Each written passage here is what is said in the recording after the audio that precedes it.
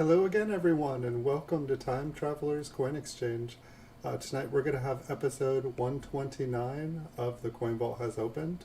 I have a roll of 1962 proof Lincoln Memorial cents here.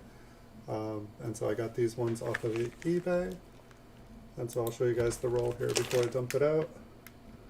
And so it came with everything but that fancy little sticker here that I'll have to keep track of the roll for you guys. So I'll dump it out. So what we're going to be doing tonight is what we do every night when we stream here, is we're going to look through these and try to look at kind of the condition of the coins, and then we are gonna zoom in and see if we can find some higher grade coins and some varieties. So this is someone that I bought from in the past. I'd say the rolls have been hit or miss as far as condition. Sometimes the rolls are really, really nice. Some of the rolls I've gotten, almost every coin had some pretty noticeable larger spots on them. And so far we're doing pretty good. We've got a little bit of toning here on the edge of the coin. There's kind of some blue and pink and purple. So hope everyone is having a good night. I know it's Wednesday. We've made it halfway through the week. Good job, people. So I'm doing pretty good here. I've got some nice hot coffee. And so I won't fall asleep on you guys tonight. And my apologies as well if anybody joined a stream. I believe it was Monday morning at 6:38 in the morning. So here's your public service announcement. If you have YouTube set up and you leave your camera on and you leave your broadcasting system on, YouTube can go live by itself. Believe it or not, I talked to YouTube over after this happened, because it was the second time. I was asleep in bed at 6:38 in the morning. I actually slept in that morning, and YouTube started streaming by itself. So I got up, made myself a cup of coffee, and came to check on some offers on eBay, gave some counter offers, and then I was going through my email and, oh, the Coin Vault has opened episode. Oh, wait. Coin Vault has opened. I didn't have a second stream this weekend. What's going on? So loaded up YouTube, and lo and behold, it was streaming. And so anybody who joined that stream, I do apologize if I completely ignored you guys. However, I didn't hit go live, so I was not even knowing that I was on stream. So surprise to me. Public service announcement: if you guys have a webcam and you guys are set up on YouTube, either unplug your camera or put something over it, because it's the second time. Once in the shower it started streaming in the evening about 3 weeks ago, and now earlier this week it started streaming live to my account while I was sleeping. So definitely always assume that your camera is on, and just some fun facts about YouTube. So when I look down at this one, it looks like it's toned. It's got a really interesting color to it, but it really doesn't show up here at all. I can turn on the light here for a second for you guys. We'll see if it... But it's got a really interesting color to it. It's kind of yellow, but then it almost looks like it's wanting to have like this weird blue color. But yeah, so once again, apologize guys if you guys got a notification and joined the stream. If I didn't have a notification, it might have been my longest stream ever, because I wouldn't have known that it was going, and I wouldn't have turned off the stream. So I guess that's another fun fact. If you guys, do stream, I would have a second account set up so that if your account does start streaming live, your second account will send you a notification to let you guys know that, surprise, you're on camera. And So according to YouTube, it is not possible. Someone physically manually has to hit the go live button. However, I can confirm that neither time I went live did that go live button get hit. Um, and everything seems good on my system. No funny business going on. So I really can't explain it other than YouTube has got some glitches in its network. I think that if somebody was trying to pull some funny stuff, they could do some much funnier stuff than that. In some ways, it makes me want to laugh. But it looks like we had a couple coins with some bigger spots on them. Quite a few of these have smaller spots on them, but nothing to kill the coin. Hopefully we'll find a really nice toned one in here, and hopefully we'll find some nice double dies. I feel like we have had pretty good luck with double dies from this person that I buy off of sometime. It's been interesting on eBay the last couple weeks too. Most of my people that I buy off of, which most of my connections, I just bid on their coins on eBay. But there seems to be a lot more interest in these early proofs. This last week I paid about 2-3 times as much as I normally pay for the rolls. We'll see how it goes, but I was able to secure a couple more months of these Mint Cellos here. So if there's some people wanting to get some others, I can lay off of them for a while. But I like them. I think that they're fun. A lot of beautiful coins, a lot of double dies. It's just amazing. I would have thought that there were not that many double dies out there, that people would have found them all. Looks like this one, the Mint Cello, it's kind of cut. Actually, it's kind of falling apart. Let me move it to the other side. We'll see if this one, it still looks like it's in pretty decent condition. Maybe we can slip it out halfway. It looks like there's a little bit of bluish purple toning on the bottom.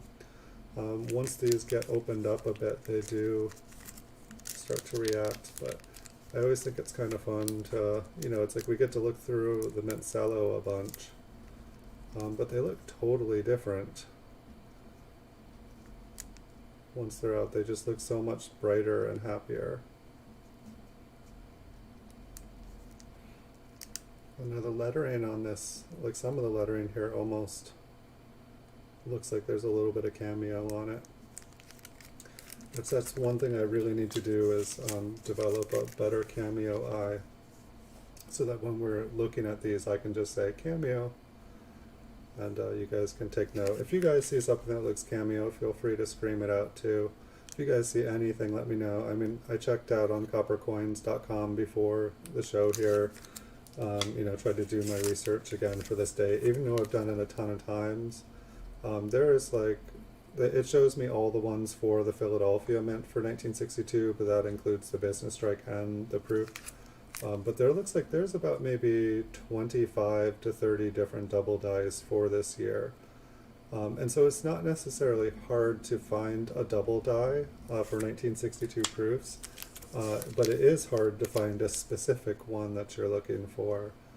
But according to the prices at coppercoins.com, it seems like most of the proof coins in about proof 67 are, the double dies, most of them are worth $50-$60.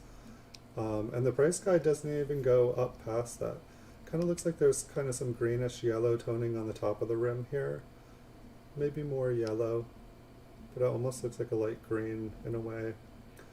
But like, I don't think it's impossible. I mean, I have probably like 40 1962 proof 68s graded by PCGS. So it's definitely possible to get proof 68s. I haven't tried to grade any out of the wild myself, so I don't know how hard it is.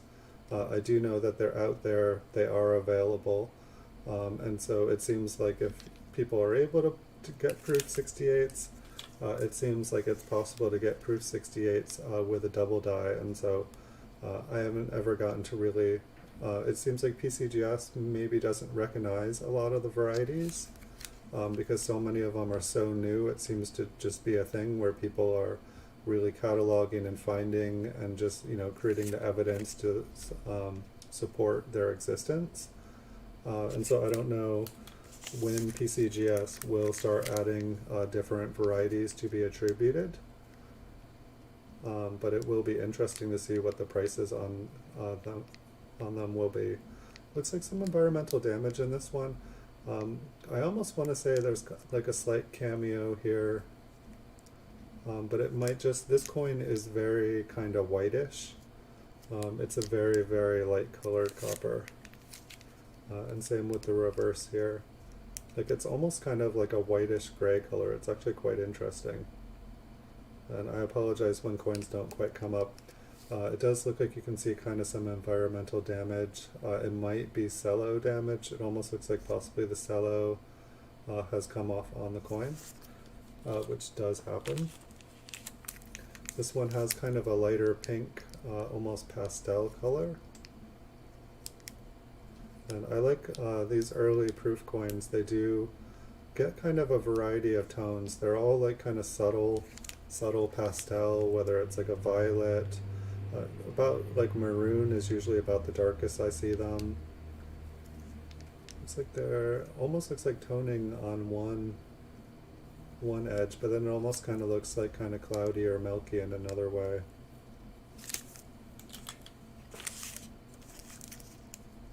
It looks like there's a big batch of these coming up where the Mint Cellos, like half of the Mint Cellos here are very bright white, and then a bunch of them look very yellow, like they are pretty old. And it seems consistent from any buyer that I buy from. I think that a lot of the people I purchase from are buying mint sets or proof sets, and they're just cutting out the silver, and so they're just getting in, you know, bulk sets, and then they're cutting out the coins that they don't want. I'd like to believe that they're just not interested in copper, and that's the reason they're selling them off. Some of the people I do see selling Mint Cellos singly, and so I don't know if they save some of the better ones. I'm not really sure. I guess it's always something that I can ask. You know, I'd probably purchase them anyway just because I enjoy going through them. But some eBayers are willing to like kind of tell you what they're about and, you know, what they're looking for. And then in some ways, you know, I don't want to really, you know, give them the heads up that I'm finding good stuff, because then I figure maybe they'll take the time and start going through them, and then they'll just send me the stuff that I don't need. It looks like this one's got some toning on it. I'll see if I can get it to show up for you guys. Hey, Logan's coin. I'm so glad to hear that your gold coin is real. So that was like a quarter dollar. Do you love it? Is it awesome? Is it wonderful? Yeah, I guess this one is maybe like a grayish color. I was thinking that it was blue by the way it was reflecting, but just a little bit of toning up here.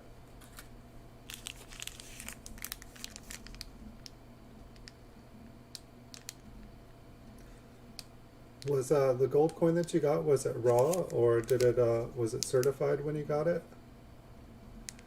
I definitely, after I think Saturday when you were telling me about it, I was checking out some of the prices, and there is quite a bit of really cool older gold up right now. It's interesting because I feel like when the price is high on gold, which, you know, it's been a little higher lately, but it's still high historically, it seems like more people are willing to sell, and then some people are just not willing to ever sell. Some of the older stuff, you know, people just don't want to give up, and I don't blame them.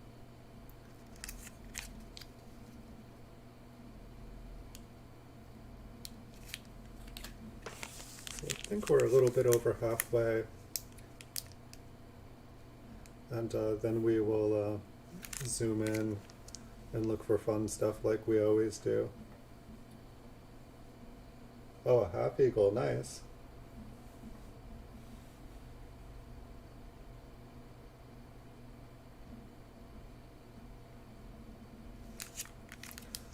Do you think that do you think it's a gradable coin, or are you happy with it the way it is?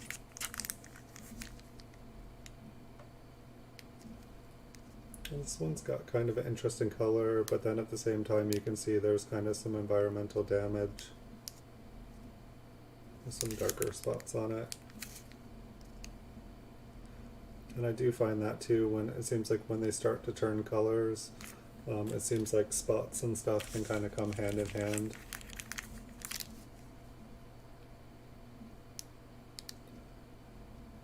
Some very, very faint spots on this one, but it's so nice and bright.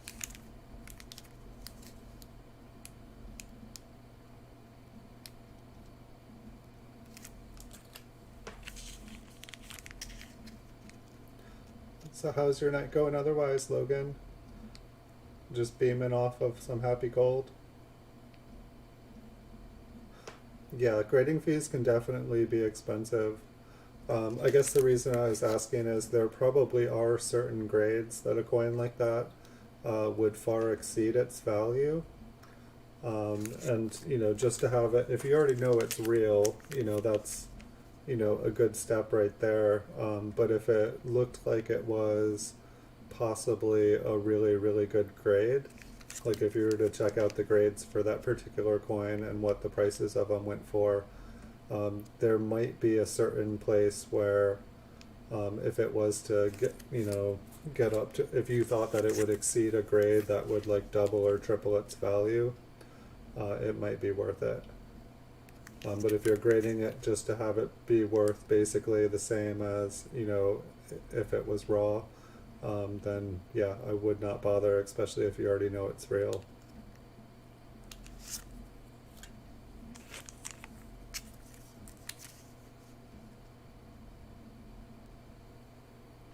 And so there's going to be a lot of chances for some double dies on these. It definitely, there's just too many double dies for this year. It's kind of ridiculous, but it also makes it fun.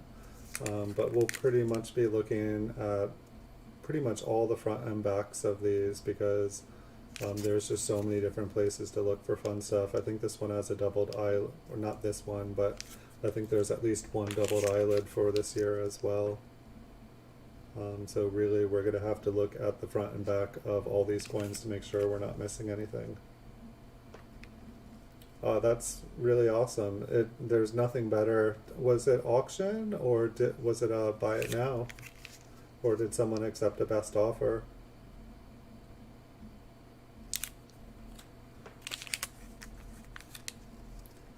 Yeah, definitely can't get any better than, you know, you can't go wrong when you're buying gold under melt value as long as it's real. Then that's no fun.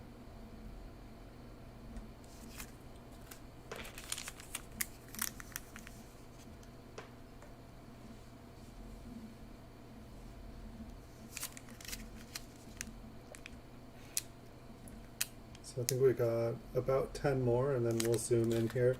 I feel like none of these look like a perfect phenomenal coin here. And so I don't think any of these ones are going to make the grade. Like I'm not even sure, I want to say I have like 60 1962 proofs already graded by PCGS. So unless something just perfect comes along, you know, this is a nice one, but one little spot here on the steps.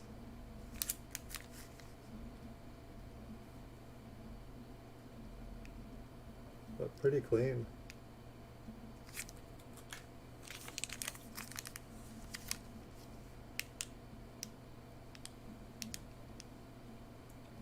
This one's not too bad either.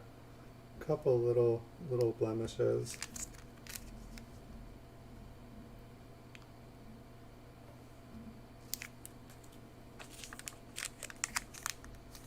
I feel like the rim on this one is a grain color.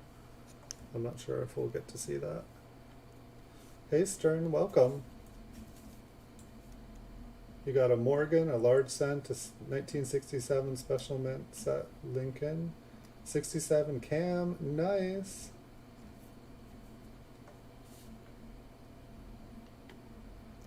That's awesome. Two 1967 SMS Kennedys, both cam, nice. Well, I think I'd probably want the 67 red cameo Lincoln cent there. What is that worth? Like $1,000? Oh, they're up for grading. Okay. I trust you that it's a cameo. Did you get to see the 1965 MS, well, it's MS, but it's a SP, the MS 64 red cameo, special mint set one that I got? Yeah, I noticed that there was only 4 other cameo special mint set Lincolns on eBay, and none of them were cheap. For a second there, I thought you bought out all of them, which I was thinking about doing. I want to see if I can get the green. I guess it's not quite that bright, but there's definitely like a green hue to the rim up here. But I feel like if it was awesome, you guys would be able to see it. I saw like a beautiful raw, or maybe it was graded. Yeah, there was a beautiful graded, toned Lincoln wheat cent on Chuck's stream last night. It went for like $400, and it was really pretty. But at the same time, I don't know if you guys saw the toned wheat that I pulled out of that bag last week.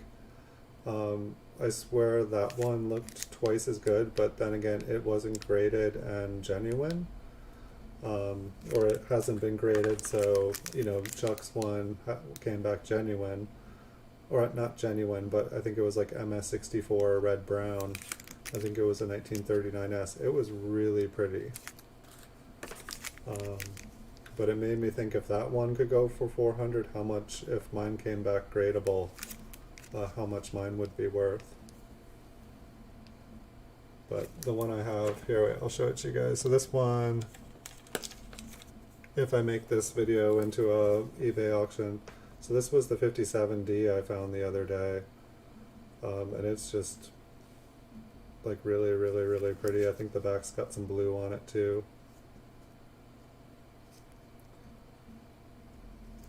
I'll see if the light makes it show up any better. But it, yeah, this one is like really, really, really gorgeous. This was my favorite coin that I pulled out. I have a whole bag that this came out of, that there should be a ton of coins like this. But I think the back was probably the best part. The only thing that's interesting about it to me, which really doesn't show up, there's kind of like these little faint marks, like almost like little scratches, down at the bottom here. Here you can kind of see them on this angle, almost like another coin rubbed up against them and kind of took a little bit off. Like they're not scratches, but they're kind of like rub marks from another coin. You've started honing in on those particularly, specifically?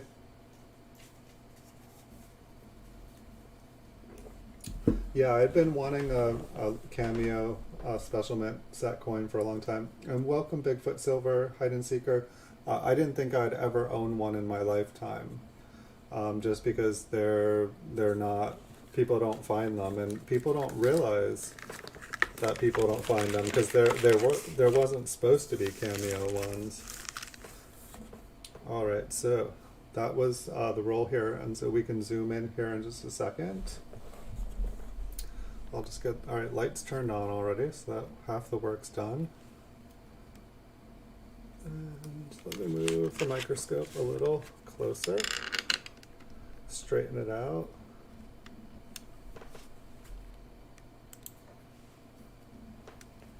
Let's see if I can send you the coin to get in close. So yeah, let's start with this one, because this one's the open cello.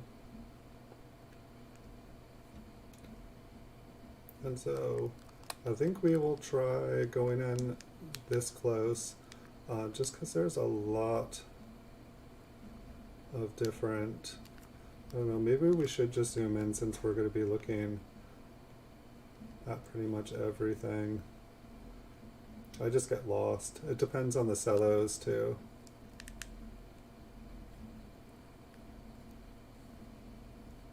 Like that kind of like extra ridge on this inside of the 9 looks interesting. And the 6 there almost looks like it gets fatter towards the end.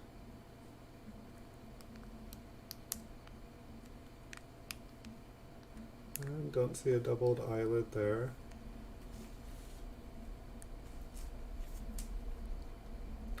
Hey Scent Hoarder, welcome. And so we will see if we can find anything here. And I'll have to get refreshed with this again here, but it looks like there's an interesting line on the R. I can't remember if that is common for this year, but we'll look at a couple, and if it's a reoccurring theme, we will know it is. I'll try to hold it a little steadier here. And so on the reverse, there just seems to be like a million different places that things can be notched.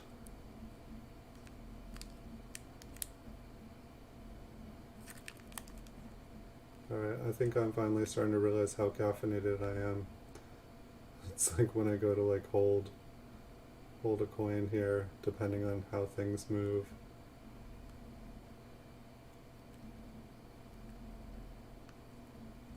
It's kind of an interesting line. I know that there are, it looks like there's a couple different kind of double dies for the FG on the reverses here. I think most of the different double dies on the reverse, you can see them on the bottoms of the letters here. So I think we will spend most of our time looking for those. Hey Spiked Head Die Crack, welcome. You got some drinks and some popcorn. Good idea. I'm just down to coffee now here.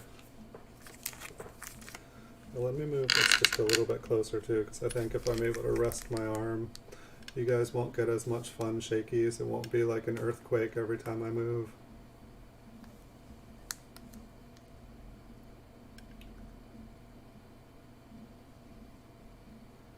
So it looks like that same kind of part on the 6 where it seems like it almost gets larger. We have that as well here. I feel like the last roll of these we went through, we found quite a few double dies, and it seemed like they just really jumped out when we found them. And so I think that when we start to see them, it'll be pretty easy to see. So you guys all having a good night? I'd like to get some, like I have seen the special mint set rolls, or, you know, not rolls, but I've seen collections of them. I think every time I got outbid, and every time I am willing to spend a little bit more money to try to win one, I get outbid. But it's like, I would like to, you know, I haven't even checked to see what varieties, like if there are double dies. I feel like primarily I'd be checking, you know, trying to find a cameo. But I have to imagine that other people, you know, especially people that have lots of special mint set Lincolns, would be on to the fact to look for cameo ones, because they're worth a lot of money, even in, you know, really low grade. If an MS64 red cameo, if a 1965 is worth like 225 bucks, I would believe that people would be looking for those. But sometimes you just don't know what people are looking for when they send you a bunch of coins for really cheap, and there's really nice expensive coins in them.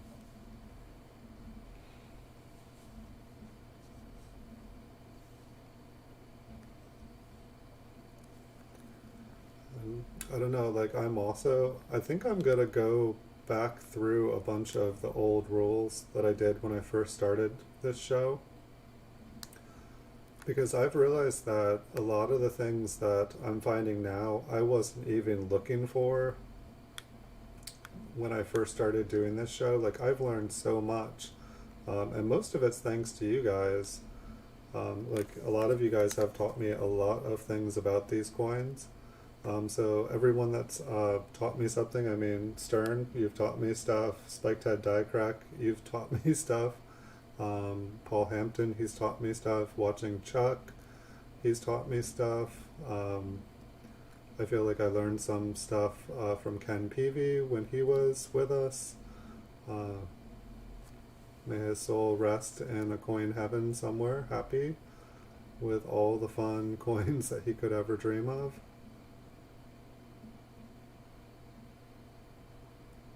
But it's a nice community here on YouTube. It's hard to believe that everybody isn't here, and it's also hard to believe that it's only been like a year since I've been part of it. Like, I used to just do this by myself. There's like nobody locally who I could even talk to about coins that wouldn't just be completely bored out of their mind and slowly backing away from me as I brought up a conversation. So it's really nice. Thanks everyone for being awesome. Get a little bit more focused here. Okay.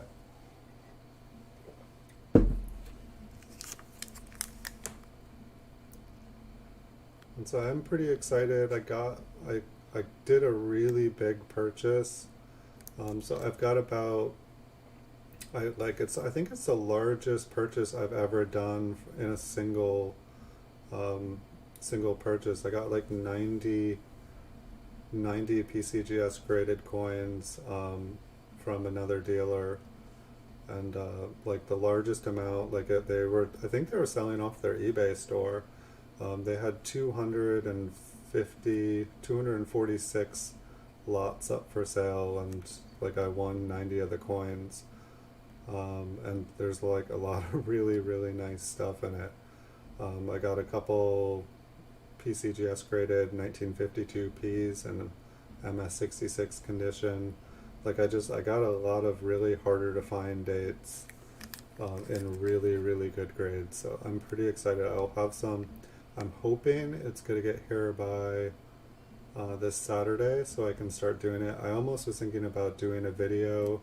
You know, I'll do all my short videos like I normally do, but it should all be coming in one box, and I was almost thinking about doing like a video of, you know, just opening this gigantic eBay purchase. And so I should have some really nice, fresh, awesome, beautiful coins in my store this week. If it doesn't come by this Saturday, it won't be till, you know, I'll probably break it out over the week. But if it comes in this week, I've got some really fun coins. Still have a 1995 double die in the mail. I feel like it's been 2 weeks. I'm hoping that will show up, because I think I owned one briefly and it sold like immediately. And for some reason I've never picked up another one. So I think that's just machine damage up at the top. I'm not seeing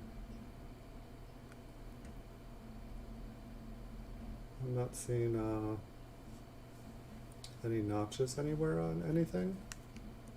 Hey, welcome Edwin Vasquez. Welcome.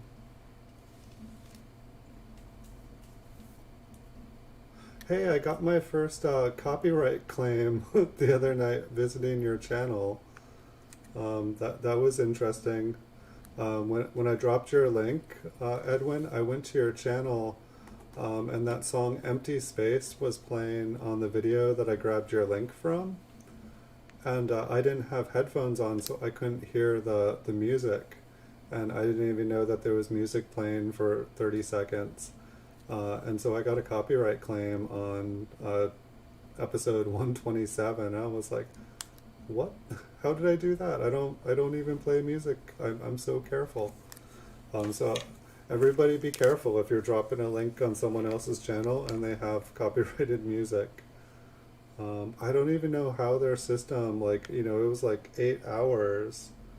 It was like 8 hours in, but happy I could drop a link for you. I will definitely have to be more careful in the future and make sure that I'm not playing music because YouTube definitely takes the copyright seriously, and they're quick, they're fast on it. I don't know how people get away with it.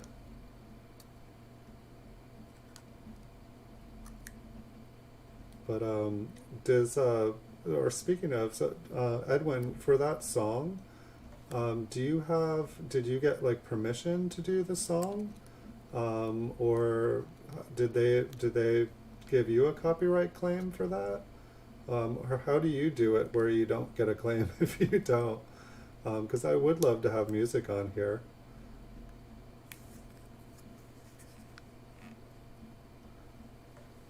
But I love your coins on your channel. I love your silver rounds. I like the songs on your videos, and I like the editing and the animation you do. You know, I can tell you put a lot of time into it, and I just wanted to let you know I do appreciate the amount of time and energy you put into making your videos. I think it comes across really nicely. Almost wanted to say I saw a notch up in that one here. Okay, so if you mention the artist in your video, like I did notice on your video name, I think that you have the song name and you have the artist. And so thank you for introducing me to that artist anyway. I had never heard their song before. So it's always cool to hear something new.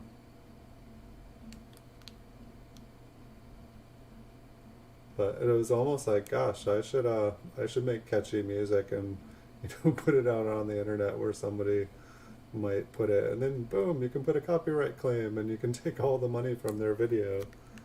But I was just like, holy smokes, like, because right away, YouTube was like, we are, that your video's been demonetized and any money you made off of it goes to the person who puts the copyright claim. And I was like, wow, that is an awesome way to make money, just being able to have like a automatic program go and just claim videos.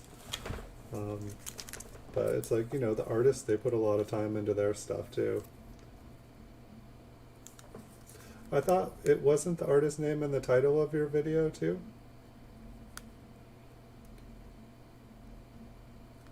Maybe it was, maybe it wasn't. I thought that's what I was remembering. So this one looks interesting. I think that this one might be a double die. I think just because the one is like that, but I believe we've seen this one before in the past. I feel like the lettering looks a little bit extra thick. I think the two will have some nice doubling on it. I just, all I had to do was see that little part on the one right there. And it's like the 9 and the 6 are extra thick. And then when we get to the 2 here, you can see the doubling a lot more clearly. And I can't remember what the rest of this coin looks like, but there might be some nice doubling up here too. Almost looks like a small line in the end going down. But I think the we maybe is kind of thick. No, the we looks just fine. Well, maybe things look a little bit thicker than normal. The R's kind of got that little line going down its foot.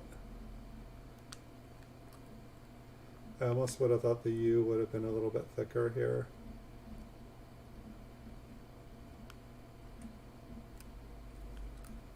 And so 2s like this are definitely something to look out for. I like how goldeny and thick the 9 and the 6 are. But just because you find something on the front, it doesn't mean that you can't find something on the reverse too. You can have a double die on the front, and you can have a separate double die on the reverse. So that's what we're going to go for. We're going to go for a double die, or a double R. Double die, double R.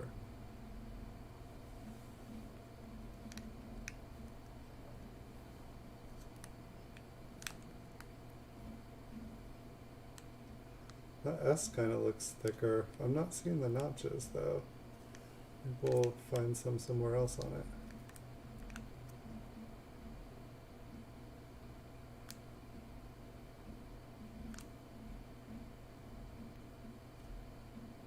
Well, I believe it's just machine damage on the reverse here so far.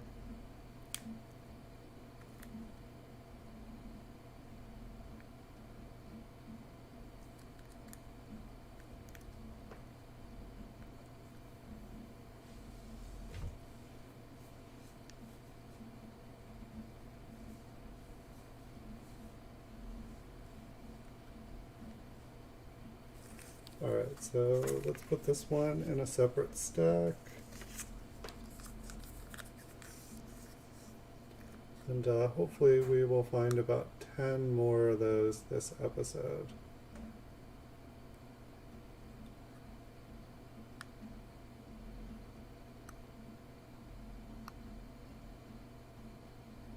And so fortunately, Edwin, I was able to get it fixed. At first I thought I was going to either have to download it and edit it out, and then YouTube gave me two options. Option A was they could mute that section of the video, or option 2, they could attempt to remove the song from the background. And so I thought, why not? Let's see if we can remove the sound from the background, the song from the background.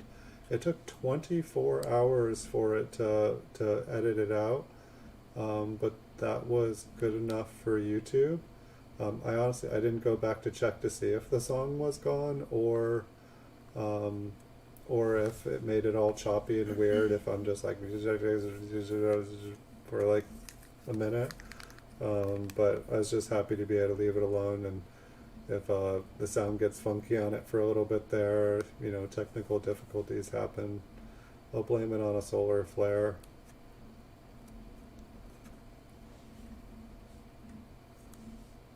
But it's nice that YouTube has actually made it possible. I was just, I couldn't believe it. I thought that someone was just doing a practical joke, or someone was just, you know, out there like claiming everything, and, you know, I claim this show, I claim the world. But then when it was like, no, you know, copyright for this point from here to here, and I went and listened to it, I was like, oh no, because I'm so careful. I just, you know, it's like, as you know, other than when I have the time machine on here and it's like kind of rumbling in the background and everyone's like, what is that infernal sound? It's usually really, really quiet.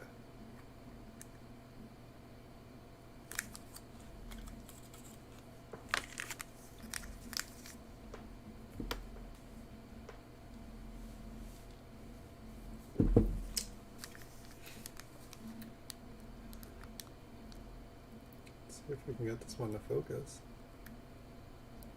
It seems like the aperture on my camera here, it seems to go really light dark sometimes.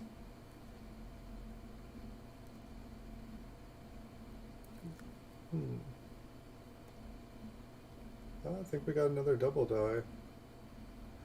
That top part looks really nice on the two. I don't think I've seen this one before. And down at the bottom, the tail, it's a nice spread. It's like I saw the 6 up here, I almost passed it because it was kind of like that. Maybe the 9 has a spread too. Here, let's see if we can move it.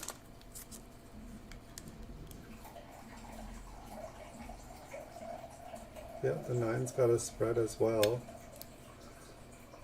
Nice double die number 2. I'd say this one's better than the first one too. It almost looks like there's like a third little part trying to stick out the back. Like you have like the... No, I don't think it's a triple die.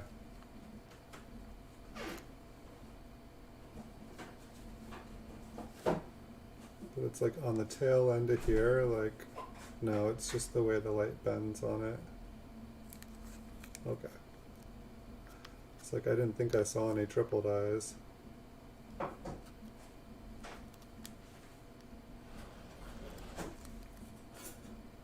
Alright, so we're doing pretty good here. I don't even think we've looked at 10 of the coins yet, and we've already found 2. This is the part that amazes me, is just how many double dies in these proof years there are. Which I feel like when I first started looking at the 1962s, I just assumed that everything was machine damage, because I was just like, no, I can't be. Is that a nice notch on the T? I feel like there is, can't quite get it, but I feel like there's a nice notch up at the northwest of the T.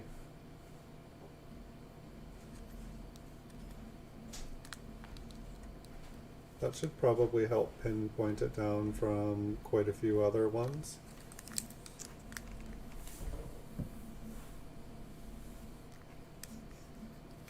Well, that's awesome, Edwin. Whatever you're doing, I'd keep doing it, because I like it. That's one of the reasons I've watched all your videos. It's, you put a lot more time, like you don't put up as many videos as some people, but it's definitely, it definitely shows that you put more time into it. Like I really like, it's like, I feel like, or at least I want to say it's really simple, but I really like the little firework effect that you have on the coins as, you show the front and back. I really like that little firework. It looks like such a simple effect. Maybe it's harder than I think, but I think it looks cool. I really like it. I'd like to have like fireworks and stuff going off. I mean, it's like most of my videos that I do, I try to kind of streamline them so I can just, make the video, like I try to plan what I'm going to talk, so I don't really, I actually went, like at one point in my life, I went to school for like film and editing and graphic design and multimedia design and animation and stuff, so it's not past my abilities. I try to like do one shot shows. It's hard to do. Yeah, you probably have to get everything lined up just right. You know, but I'm curious, what editing program do you use? Just I haven't used editing programs in forever. I feel like when I was doing like multimedia design and animation and stuff, I was using like Director and stuff like that, and I don't even know what videos, what videos there are these days. Looks like another double die. See, this is why I need to go back through some of the first rolls, is because I was like, wait, I can't, okay, this must just be machine damage. You can't just be finding double die, double die, double die.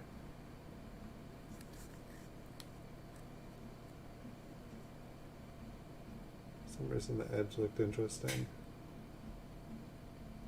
Alright, so let's check out the eye up here. So I think that's like 2 in a row here.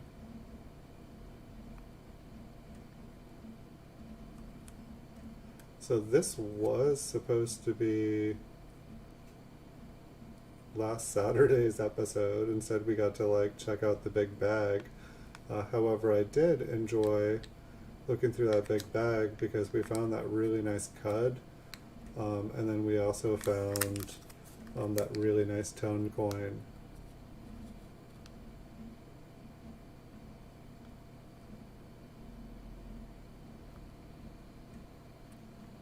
But this was the one that was supposed to come in last Friday, or even like last Wednesday.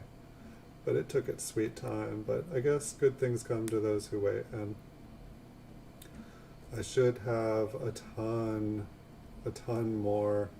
I think I have about 2 months worth of Mint Cellos. I actually got an awesome deal on some. They were they're business strikes, some of the ones I got, but somebody put up like, I think I got like 6 rolls of Mint Cellos for like $40. Like one of them was up for like $4.50 free shipping. I got a bunch of dates. One date that I've never done before, I think it was like a small hoard of 2000 P and D, which I think someone earlier today was saying that you can find, I think, a wide AM in. Hold on a second. Yeah, let me put the double dies with the double dies and not put them with the rest. Hey Starbuck, Jeff and Coins, welcome, good to see you again. I am doing well. We found 3 double dies so far tonight. Hold on, let me focus. No, let me try that again. Let's go this way. There I am. Just found 2 double dies in a row, and we found 3 tonight, so hopefully we'll find another one here, and we'll do a review of them at the end of the show. You're using InShot? Yeah, I definitely feel like it looks like a fun program to use. I'll check it out. I feel like I could definitely, go back and edit some videos that I do and, add some, free music to them, or, I know with the music you can probably just add it in before you start streaming. It's just when I go to people's channels, I hear the same songs over and over again. And the first time that I hear it on someone's channel, I'm like, cool. And then when I go to like another channel and another channel and another channel, I'm like, oh my gosh, I've been listening to this song for 6 hours. And so I feel like if I did that, people would probably have the same kind of effect.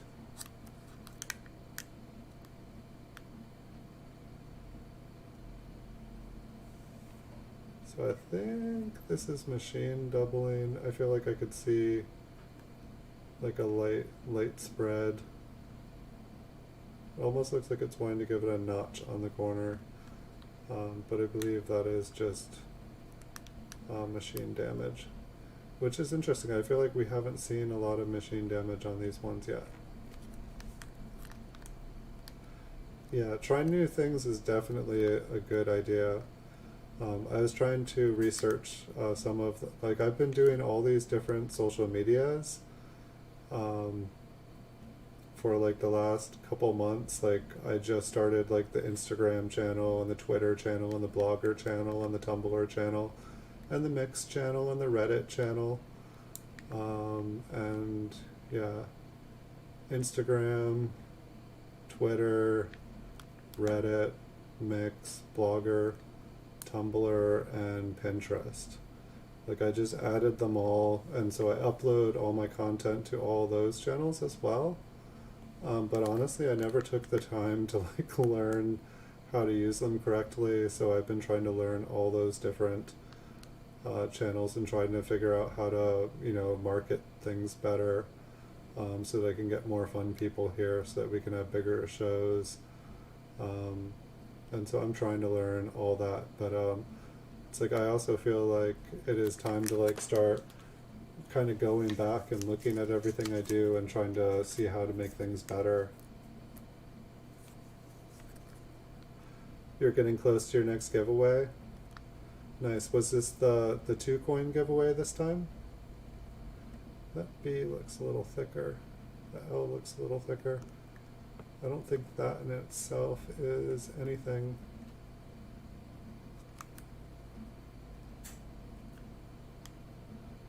This Mint Cello looks a little bit tricky, like it's like kind of spotted. Looks like the 2 has a little bit of toning.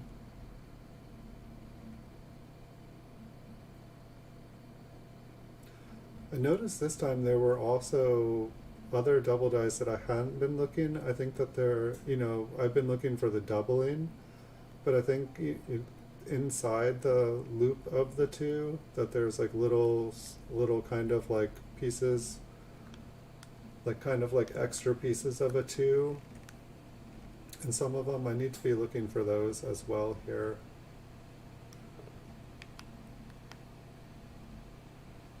A little bit of toning on this coin.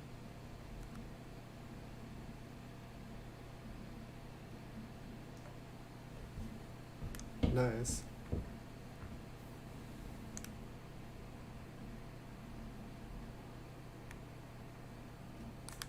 Yeah, doing giveaways is definitely fun. I'm hoping to be able to do some giveaways on this channel again here soon. I was doing them pretty regularly with the Gleam here, and I'm going to get back to it. I just found that like doing the videos, you know, getting everything ready and making the videos once the people, like, I haven't had the time. Like, it's not that I don't want to do the giveaways. It was just, it ended up being like an extra hour or two of stuff and promoting the videos, or like just having to promote the giveaways. It was taking more time than just, you know, each time I was promoting it, I could be making another video. And so it started to compete with, you know, what I enjoyed doing. But I want to do some more. It's fun doing giveaways, and I think they're fun. Trying to get it steady here. Yeah, this one has some fun kind of highlights on everything here.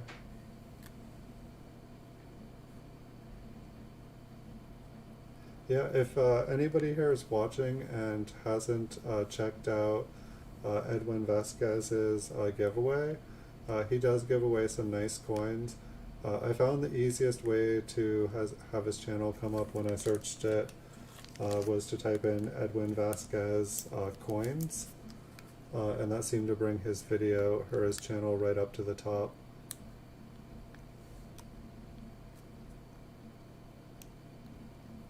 And you'll notice his nice tiger there will show up really nicely.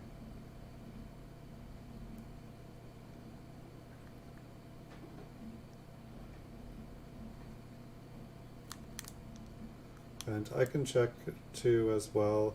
I want to start doing things. I feel like I need to make sure I feel like I might have figured out if my desktop audio is muted, even if, you know, music or something pops up, it won't affect,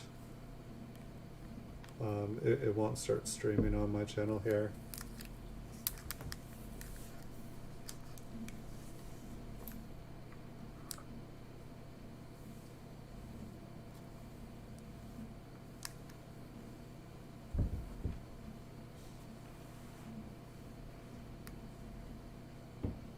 But yeah, give me a second. I will see if I can do that if you like. I'd be happy to pop it up.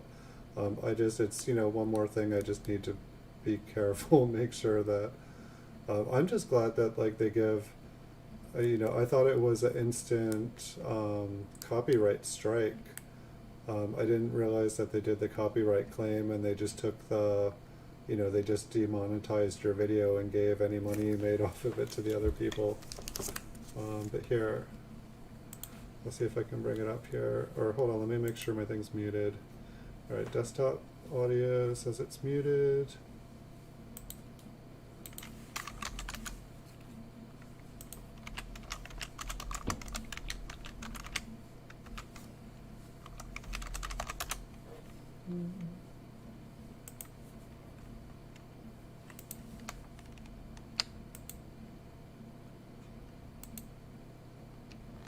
Alright, let me see if this works.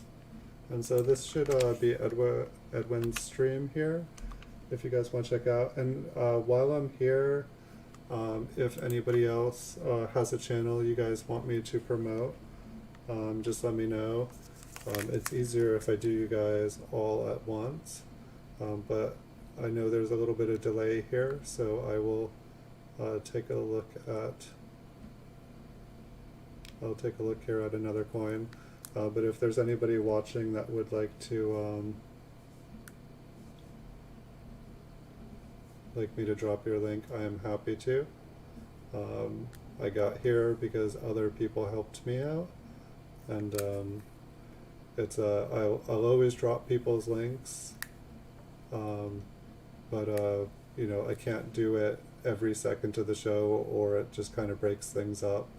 And so I don't know if there's like, I should do things at a certain time in the show, like anybody that asks. But I'm happy to do it.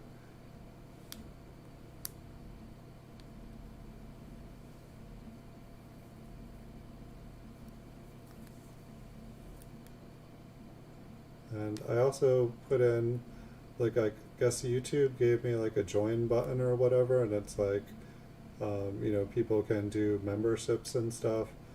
And so I figured, I don't know, I need to like add in some different levels, but I figured people that were members and stuff too, that I could have a place where I could do a shout out to their show or to their channel every single time I make a video, and maybe have like a link in the description of the video for people who do that, kind of like sponsors or patrons or whatnot. It seems like a fun thing to do.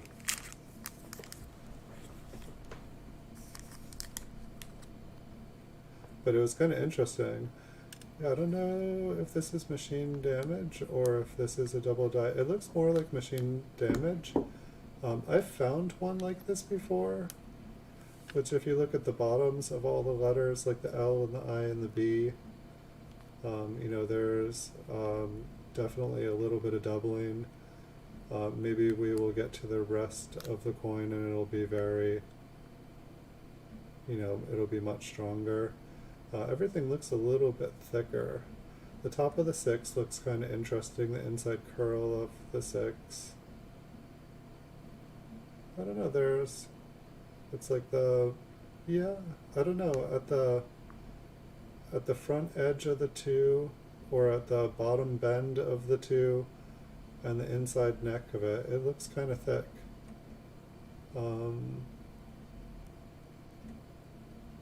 I would guess this is one. Like the 9 there looks extra thick coming down there.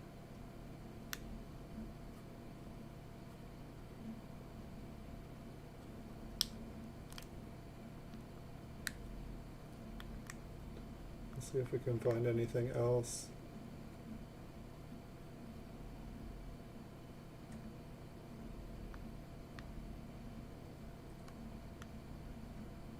Almost looked like some of the lettering down there looked thinner than on other coins. We'll go down here again.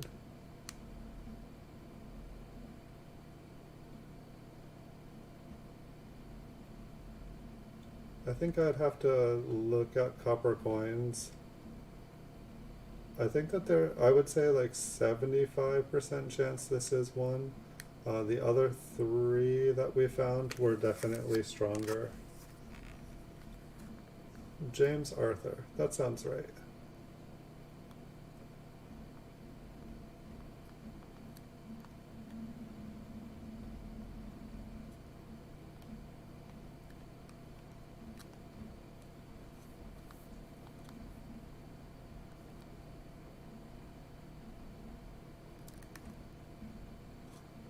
I feel like when I was first starting to look for double dies, I was always, when I finally found them, I feel like I was always finding them on the reverses.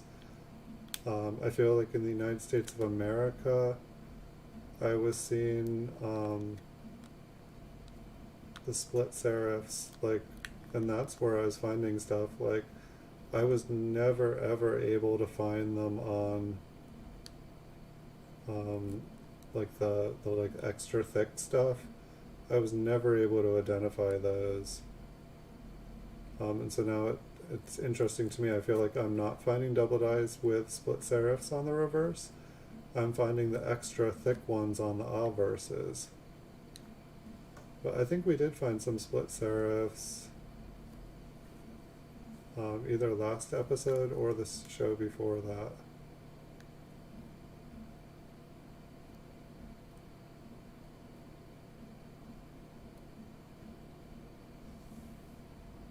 That one's kind of interesting looking, but I believe that this is just machine damage on the reverse. Although, I don't know, like that corner looks kind of cool there. I can get it to show up. I think it's just machine damage though. But it kind of looks like a notch. But I feel like we should be able to see at least, you know, if we're finding a notch, we should have at least two of them. I feel like that's just the way the light is hitting it. But that one did look like there was something on the obverse. Ooh, I'm buffering over there. Oh, there we go. It's always interesting getting to watch myself in replay here.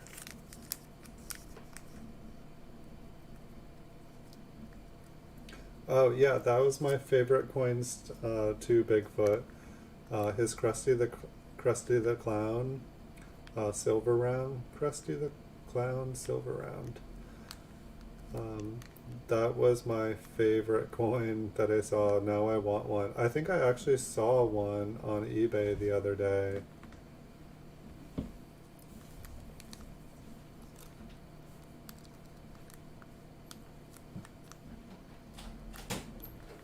Like Edwin's videos has like almost made me want to start like collecting silver rounds as well. But it's like I feel like I don't know, maybe in a little while here. I feel like just about 2 months ago I was just a penny guy, and now I have like probably like 150 half dollars, like 100 dimes, like 100 quarters, probably like 50 nickels, and like maybe like 60 different kind of dollars, like not silver dollars, well some silver dollars, but mostly more modern. I've got some presidential cents. I got a bunch of Sacagaweas, my goodness. But at the same time I was like, these are really, it was a really good deal, and I was like, I might have 2000p Sacagaweas for the rest of my life. But I've already sold quite a few of them and made back all the money that I paid for the whole lot. I think I got a lot of 40 of them for like 80 bucks. MS65, MS66, and I've already sold like 80 bucks worth of them, so the other 36 of them are going to slowly make me some good money. So I was pretty psyched about that.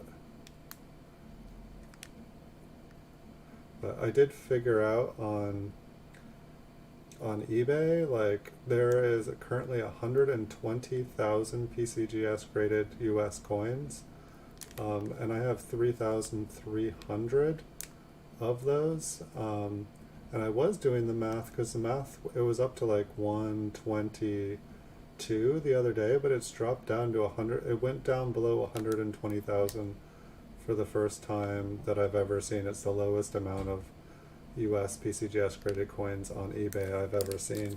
So now I'm like 1 in every 36 PCGS graded US coins on eBay is on Time Traveler's Coin Exchange.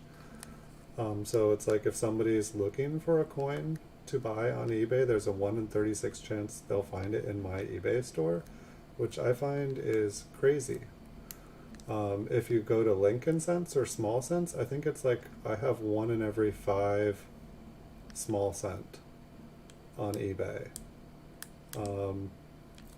It's like, yes, it is my goal to eventually have eBay's coin section be called Time Traveler's Coin Exchange, and I guess I could break the news in about 5 years. I've been to the future. That's exactly what eBay is going to look like. If you go to the US coin section under PCGS Certified Coins, it's only going to be me.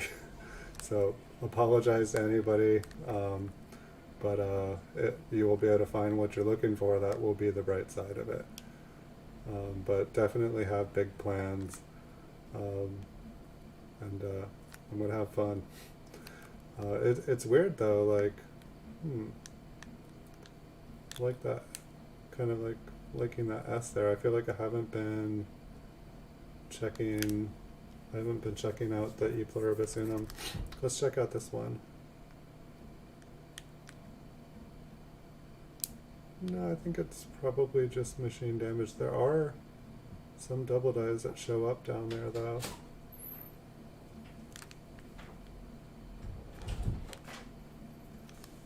But it's like the place that I actually learned how to auction and to make money at auctions was the World of Warcraft auction house. If you guys have ever heard of World of Warcraft, it has an in-game auction house that you, buy and sell the things you find in the game for gold. Well, I played the game, enjoyed the game, and then I started to visit the auction house more and more, and then I realized I wasn't even playing the game anymore. I was just at the auction house. And I bought out everything in the auction house out of the thousands or millions of people who play the game. Like I owned everything.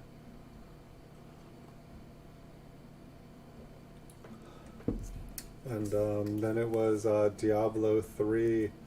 They had same kind of game where it's a multiplayer like MMO game, and but that one had a PayPal auction house. Like so when you sold your items in the game, when you sold your items in the game, you got cashed out at PayPal, which was pretty awesome.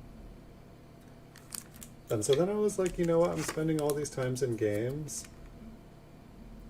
Why not check out and see what it's like to do this on eBay? And so I just used the same principles that I did on the game, and I didn't have millions of in-game gold to start with, so I just started selling my kind of older pennies that I had. I was dealing all with raw stuff at that time. And I just tried to keep upgrading things. I would sell some raw pennies, buy a slabbed coin. I found when I started buying slabbed coins, that's when things started to like really. When you buy a PCGS slabbed coin and you buy it for like 30-40% below its value, you try to buy ones that there aren't a million of, and you try to get a good deal on it.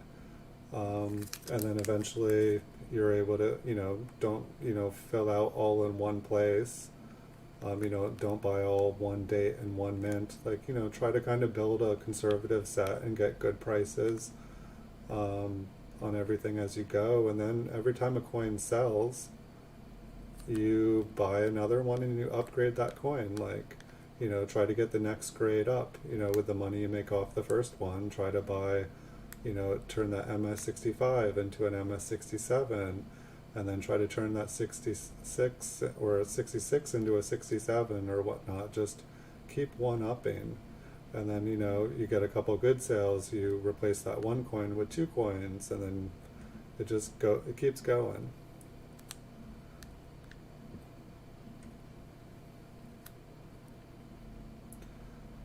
But it's like anybody that, most people buy coins and then they just kind of hoard them and they sit around. Like, when you buy a coin, list it on eBay, write down what it is, put it in a bag with a serial number on it so you remember what it is, how much you paid for it, and then just put it up on eBay, and then put it in your closet, your suit drawer, in your safe, in your bunker, at your office, wherever you put your stuff, and just put it up for more than you want to sell it for with a best offer on it. I think if you have an eBay account, you get like 100 free buy it nows or 200 free buy it nows. And then put it away. And then if somebody makes an offer that, you can take, pull it out of the closet, pull it out of the bunker, dig it up. And, then you can sell it and buy two more coins. Because everybody, a lot of people, they buy it, and then they upgrade a coin, and then they sell off the coin, the one that they don't need anymore. This one might be a double die. It might just be machine damage. But it's like I always tell people, list the coins you have for sale. Like if you have a coin and somebody, could offer you $1,000 for it, because the thing is, like, the market goes up and down, like whole categories of eBay get sold out.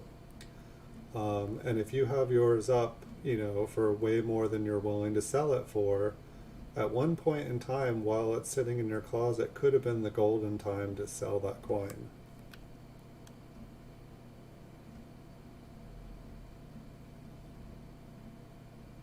Hey, thank you, Edwin. You have a good night too. Thank you for stopping by, and thank you for sharing your giveaway with everyone on the channel here. Appreciate it. And thanks for making awesome videos. I'll come check out your giveaway here again before it ends.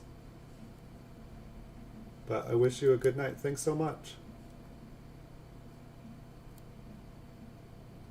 But anyway, that's my 2 cents about coins. It's like, when I first started, I was just buying. I figured, oh, I'm going to buy every single wheat cent. I'm just going to buy every roll on eBay. I'm going to buy every single Flying Eagle cent. And then it's like I had a bunch of, it was more of hoarding. And then it's like, but okay, how am I going to sell these? Am I just going to sell them, put them back in a 5,000 count bag and sell them all off in bulk? Am I going to list a bunch of coins for $1 a piece that I think are better than the rest? I'm not sure about this one. I feel like it looks extra thick. But I feel like I don't see doubling. This one is that one that had kind of a crazy color to it. It's kind of hard to describe. It's toned, but what color it's toned, I have no idea.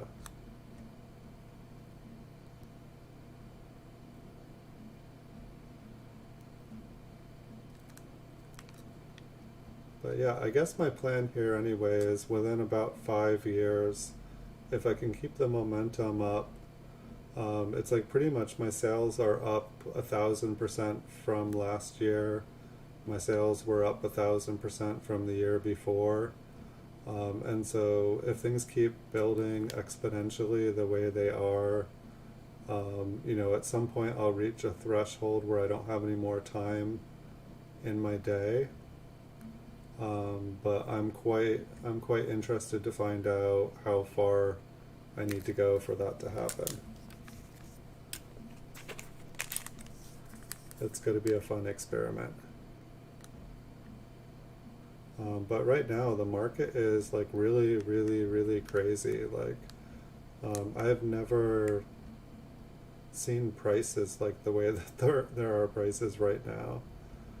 And this one might be a double die as well. Hold on 1 second.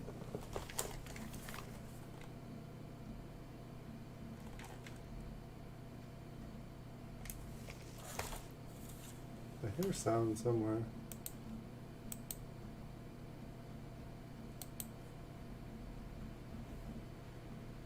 Oh, I think it's just me.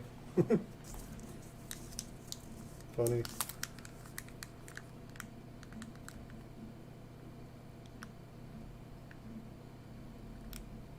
Let's take a closer look at this one. I know, like on the side of the 6 there, it definitely looks doubled. I just can't tell if it's on the inside of the 9. There's like almost looks like 3 layers there. I think maybe the 3rd layer is simply a reflection off of the surface though.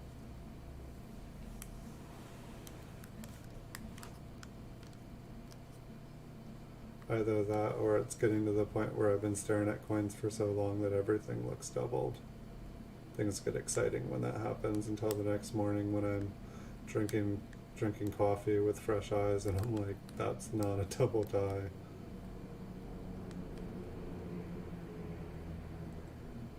But I know at least in the beginning here, the first 3 that we had were like really, really, really, really strong.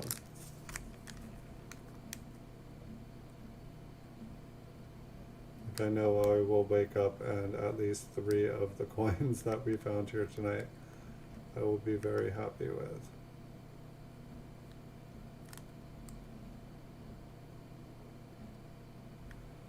And that's actually one of the things I'm trying to figure out is, I look at the prices of a bunch of the double dies, and a lot of them are, a lot of the proof 1962s in MS65, or sorry, MS67, sorry, proof 67 condition, they're worth like $60 to $75. But I guess the question is, who is paying the $60 to $75?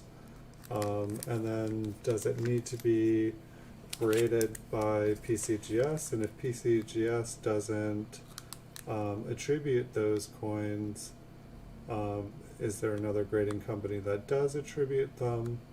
And then if the coin is attributed by them, does a proof 67 from that grading company carry as much value as another company's grades would? Like, I feel like if you have a coin graded by Annex at proof 67, and then you have a PCGS one at 67, the one at PCGS is going to sell for a lot more, in my opinion, even though it should be the same price for the same coin and grade. This one for sure has some environmental damage on it.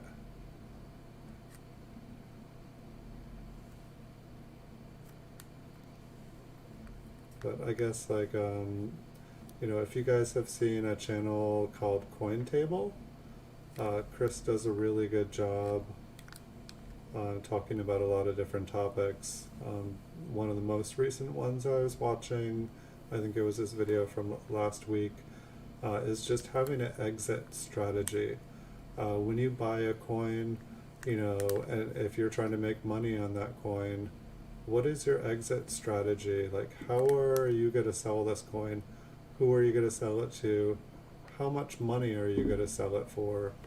And, just talking about the importance of having an exit strategy, like knowing, because it's like, if you're buying a coin to make money off of it, you got to sell it, and you got to be able to sell it for more than you paid for it.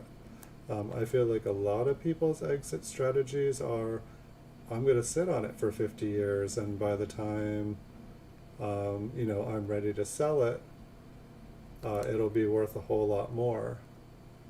That may be true.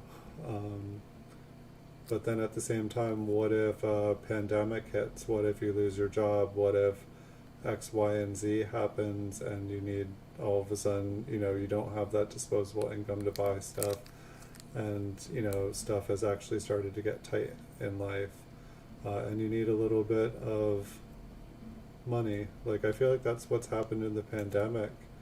There just seems to be like one crazy, deal after another, yet the prices seem to be staying really strong. Like, auctions seem to be going for like I keep winning stuff at like between like 30 and 50% value. But then, the buy it nows seem to be going for above value. So it's like right now I see incredible value out there, abundance of value. It's crazy.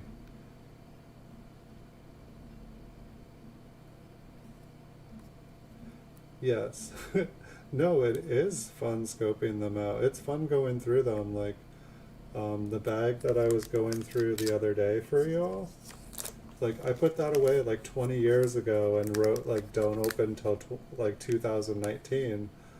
But the funny thing is, I guess this is the reason why I say, like, if you're putting away coins expecting them to be worth a ton more, but if it's like, I guess, like, I'd recommend like quality over quantity.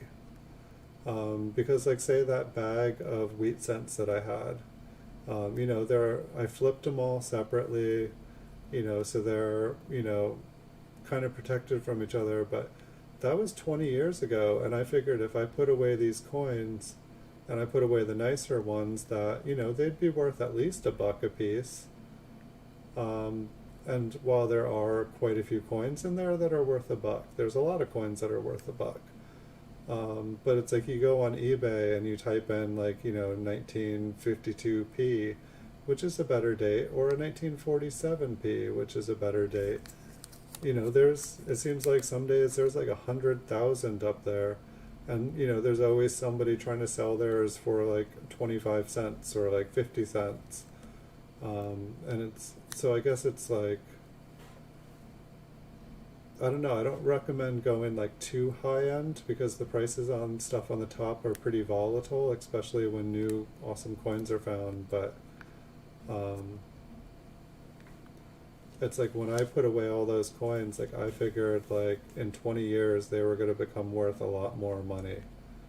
And it's like now that I'm pulling them out and looking at prices in the market, if I had invested all that time and energy into higher grade coins, which were easier to buy and sell and buy and sell and buy and sell, I could have made a ton of money. Hey 710 is Oil Upside Down. Welcome, good to see you again.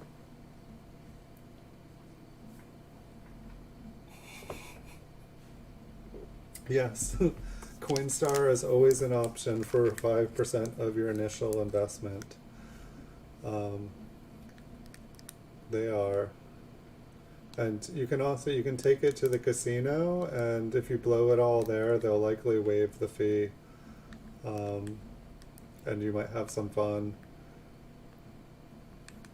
I know I used to use the casino as my dump bank, because I used to go through like 20 plus bank boxes of wheat cents, pulling out the copper every week, and I'd go and dump all the zinc at the casino.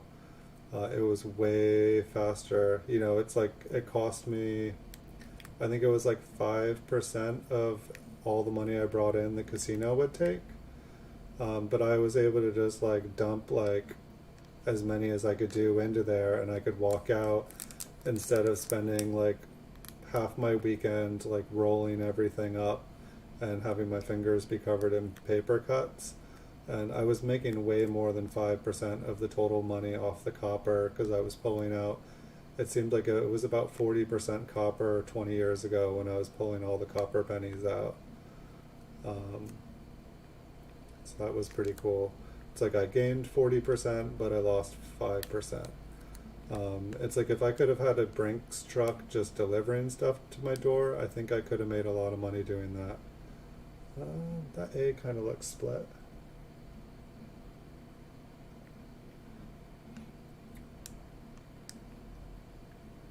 See if we can find anything else. I think that A is always split now that I think of it. I think I might need to refocus here again unless it comes back. I feel like we've been pretty lucky. I haven't had to focus at all this entire time.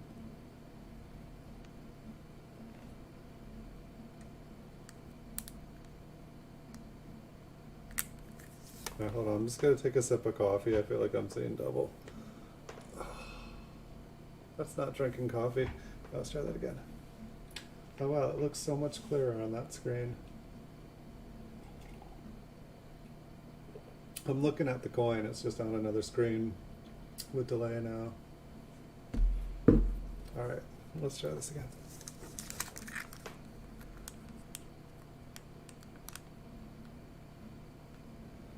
I think it's just machine damage.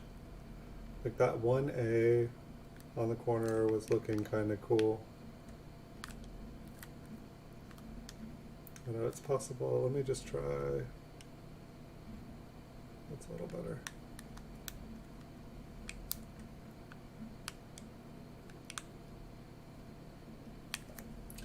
I think I'd be able to see it there.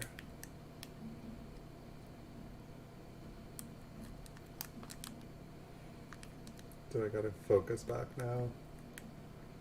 I think we're good. But yeah, the exit strategy, it's definitely something that's been on my mind now since I was hearing some people talk about it. Which is, I guess, like, some people, when they go to like a coin show and they buy stuff, they already have, when they're going there, they're basically purchasing stuff not for themselves, but they have people who they sell stuff to regularly. And so they know if they buy something, they know if they buy 100 proof sets, if they buy like, you know, as many 5,000 count um, wheat cent bags that their car can carry home with them, they know that those coins, whatever they buy, will be sold, you know, as soon as they get back to their business. Eeps. And so it's like, you know, when you're buying something, knowing how much you can sell it for, like for me, it's, you know, I'm not like, sometimes like I can, you know, buy and sell a coin and buy and sell a coin. Like I would say like, you know, some coins end up just in my inventory. But some of the stuff some of the coins are probably bought and resold like 25 to 30 times in a year. So it's like if you had $100 and invested it in a coin and then sold it for like 130, 140, and then bought another coin and bought, you know, and then bought another coin for 100, sold it. It's just over and over again. And some people just keep their money in the bank. And you know what, the bank gives you like 0.000% nothing these days. After inflation, you have less. And then it's the same thing with just, you know, keeping a coin in a drawer or burying it in the backyard. For me anyway, is while that coin was in the, you know, somewhere, I could have sold it and bought another one and sold it and bought another one and then bought two of them and sold it and bought two of them and sold them. And it's like you can make upper thousands percent like off of your initial investment, you know, if you buy and sell smart. It just grows and grows and grows. Interesting texture on this one. It's like Mars or something.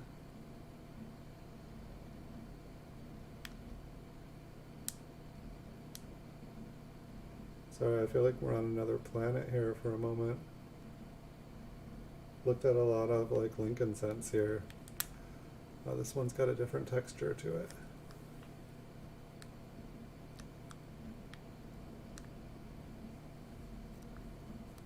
But anyway, that's my 2 cents anyway on, you know, quantity and quality and just exit plans. And I mean, there's a lot of nice coins out there.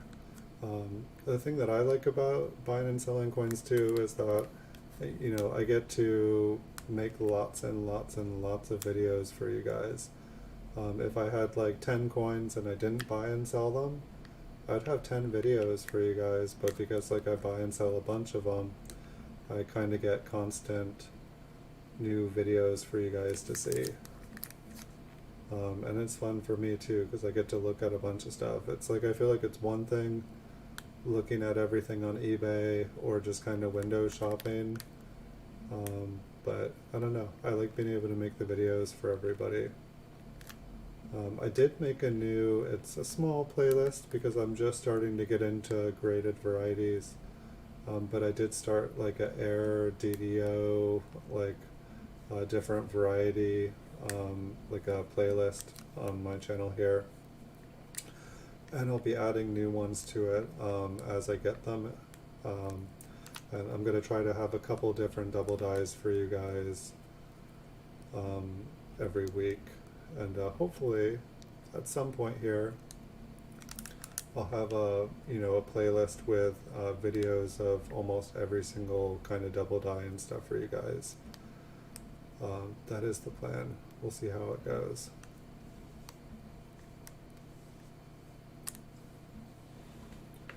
I feel like the part of the end there is like the weakest strike I've ever seen on one of these proofs.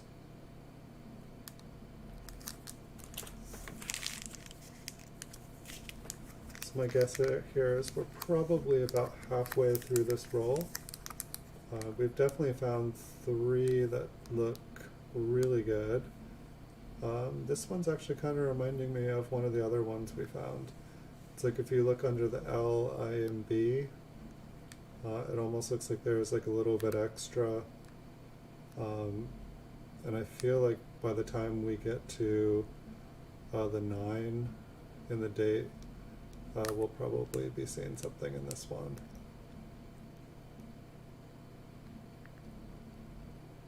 Do I see anything? Well, I'm not sure.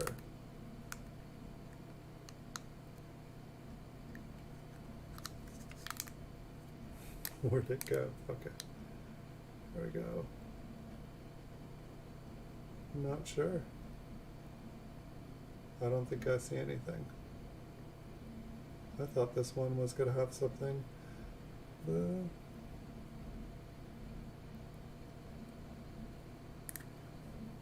me just try changing the focus on the camera.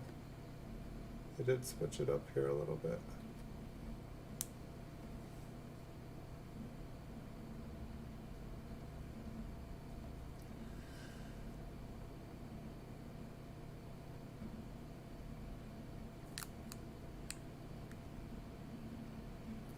No, I don't think so.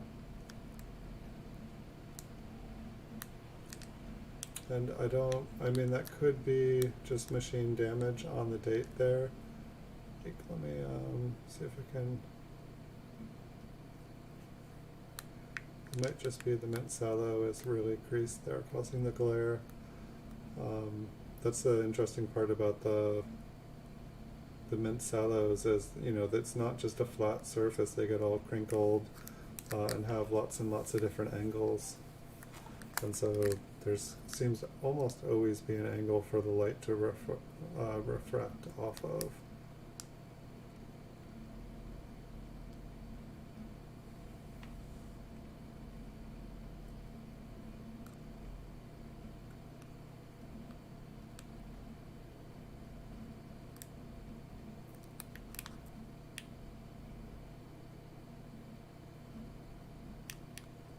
I'm curious if we're going to find a reverse double die in this batch.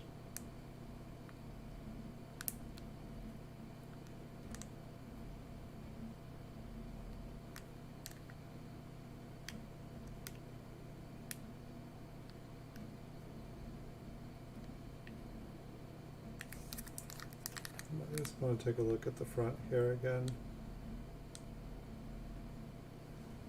Yeah, the L and the I and the B, they look like one of the other double dies that we found.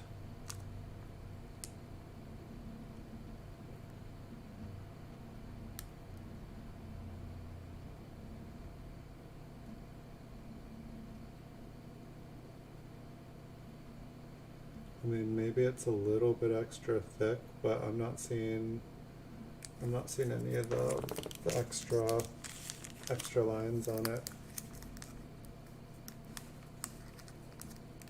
So let's see.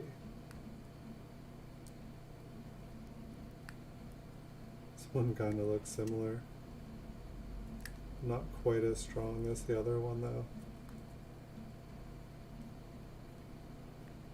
But this one's got the line in the 9. It's got the line in the 6.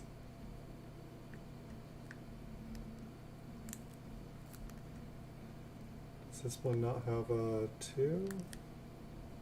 I don't think I'm seeing the doubling in the 2. Let me move it around here.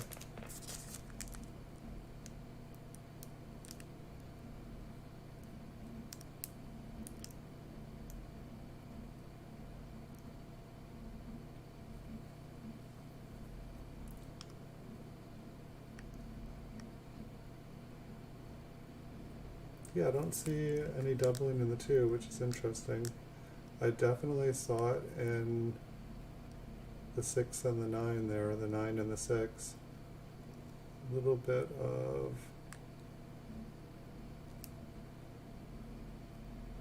And that's the interesting thing, though, about these 1962s. There are just so many different kind of double dies. It's like, you think you know all of them, and then you see another one and another one and another one. It's like kind of a ridiculous date.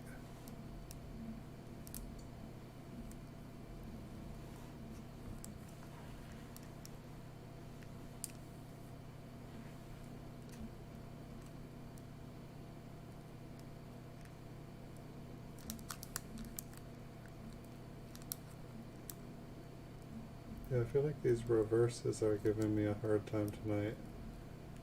I'm almost kind of feeling like I'm seeing something. But then it's like I'm not able to focus. I feel like the eye doesn't normally stick off that far.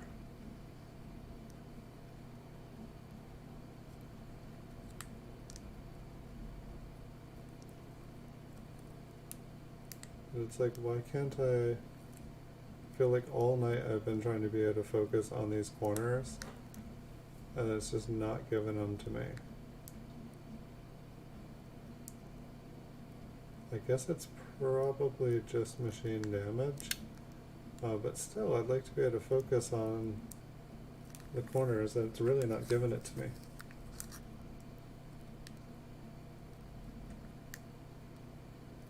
I guess it's better than the other night when we were looking through those 1964s. I think I was tired, and every single coin looked like a double die. Like every single one. Alright, this has got the doubling on the bottom of the letters too.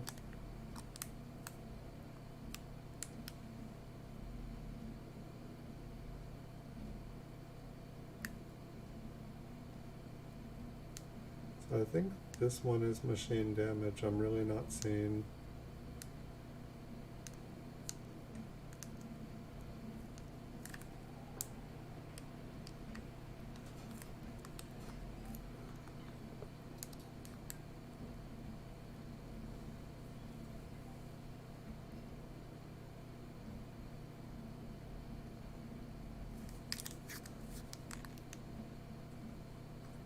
Like, I think I'm going to put these the ones that have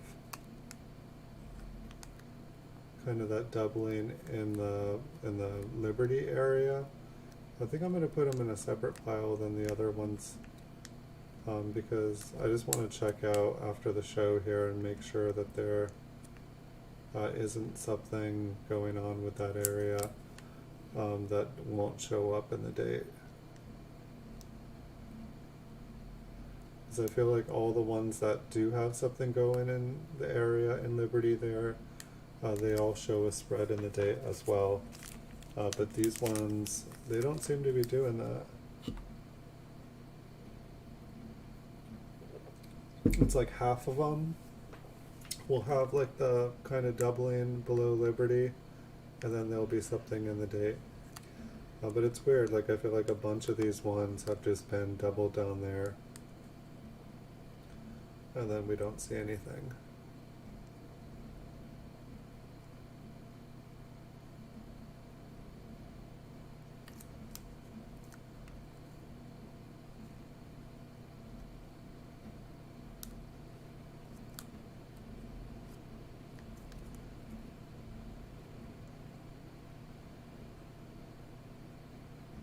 But we gotta keep on moving through these, or I will be doing a late night show for you guys. And if it becomes a late night show here, I'm going to have to learn how to become funny and tell you guys some jokes or something. And I don't think any of the jokes I know I can tell on this stream, so, or at least if I want to keep them monetized or not get my account banned. And I found that most of my jokes are really, really, really long, and I mess them up by the end of them.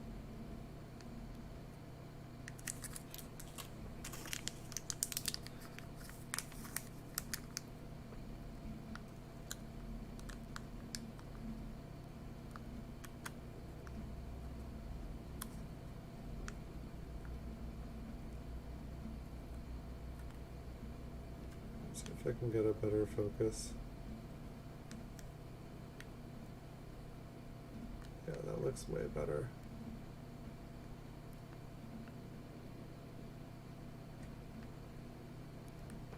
I think this one might have a little bit of machine damage.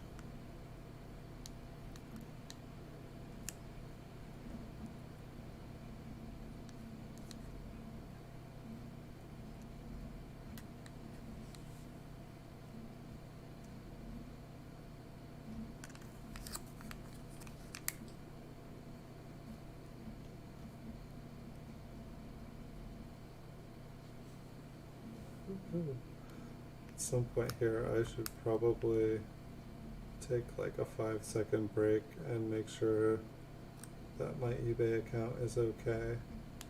It's like generally I'm not away from it for like more than, like I pretty much have like 24-hour customer service over there.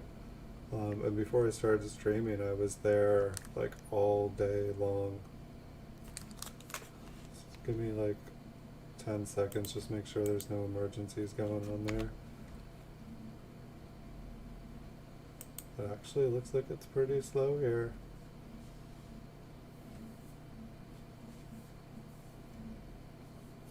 Not to mention the eBay site looks pretty slow. That took a long time to load.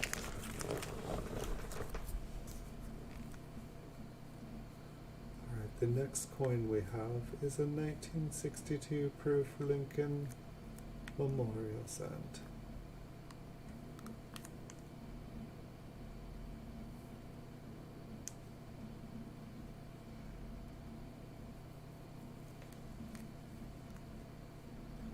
I've noticed that when I start to say goodbye to people lately, I'm tempted to say, see you in the future. Because I say it like 20 times a day on my stream whenever I'm making shorter videos. I'm like, no, you say goodbye to people. You only say that on the internet. Or do I?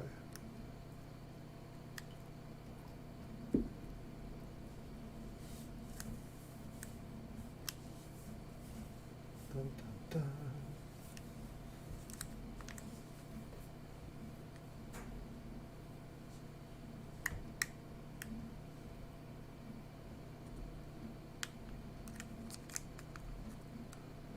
It'd be kind of interesting if I could get like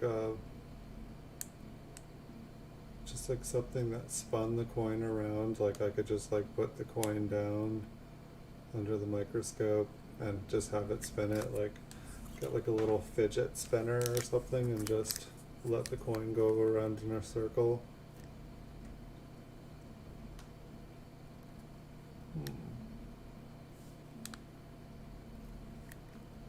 Is that like scooping machine damage at the bottom of all the letters, or is that something we haven't seen?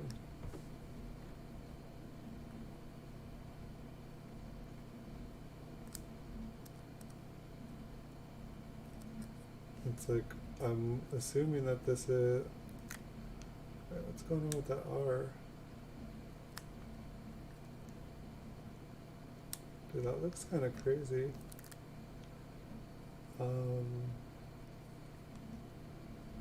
I feel like I did see a double die kind of like this. But if you look at like kind of what looks like the lower part of the R there, it's like you can see the kind of glossiness, like it's the flat plane. But that looks really cool. I mean, where it looks like it's doubled, it almost looks like it goes lower than the background fields.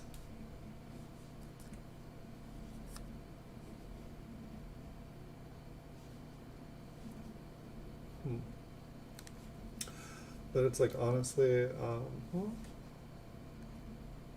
that doesn't look like, well, on the inside of the 9 there, that looks like scooping, but on the top of the 9, that looks more like doubling.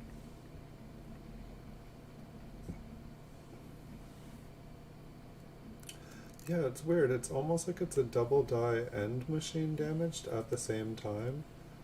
Like the bottom of the 2, that looks like scooping. But then the inside of the 2 and above the top of the 2, that looks like doubling. This one's like, I don't know, it's like a different level. Let's see what the rest of it looks like. Yeah, like the, wow, it like leaves like a super big impression around everything.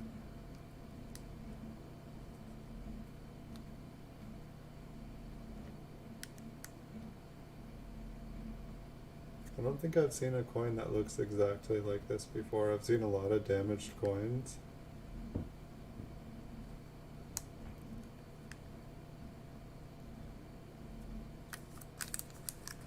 Interesting.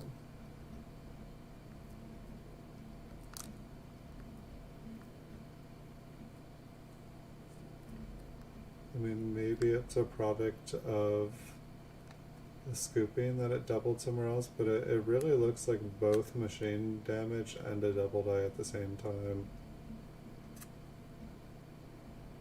But it was kind of weird, like it was like, you know, when you have a double die it should be thicker, and when you have scooping it can kind of look like doubling, but it's actually, instead of things being doubled, it's actually removing some of the coin.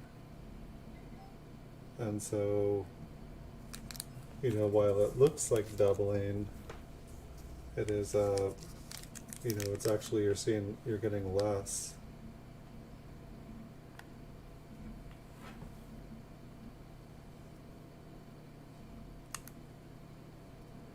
And it seems like every single one has like kind of doubling in the Liberty area tonight.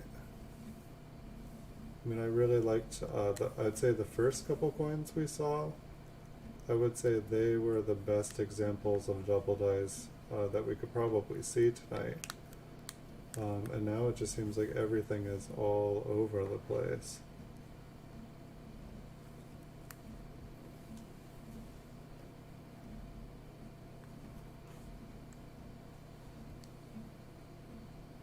And it's like, I'm definitely gonna have to I'm like normally, like the new system that I have is like, you know, I get a bag of these, I make a video of them, and I used to just put them all back in the bag at the end of the show and put them back up for sale on eBay.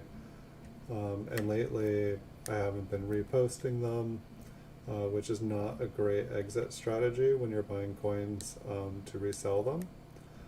So I should really be, but what keeps happening is I keep finding all these varieties and all these ones that are double dies. So lately what I do is I put them all back in a bag, but I'll put the ones that look interesting to me in a smaller bag. So the whole lot is still together, but if I have the time to go back through them and, you know, try to like figure out what's what, then I can like, you know, put that in its own bag inside the other bag, and like just do more research on the coins while I try to figure out what indeed they are. But it's like, I feel like, you know, I have a bunch of coins that I need to spend, you know, like probably like a week. I just need to like, you know, take some time off the shows. Not that I want to do that, but I need to like, you know, actually sit at coppercoins.com and Variety Vesta and just, you know, go through coins until I find exactly what I'm looking for.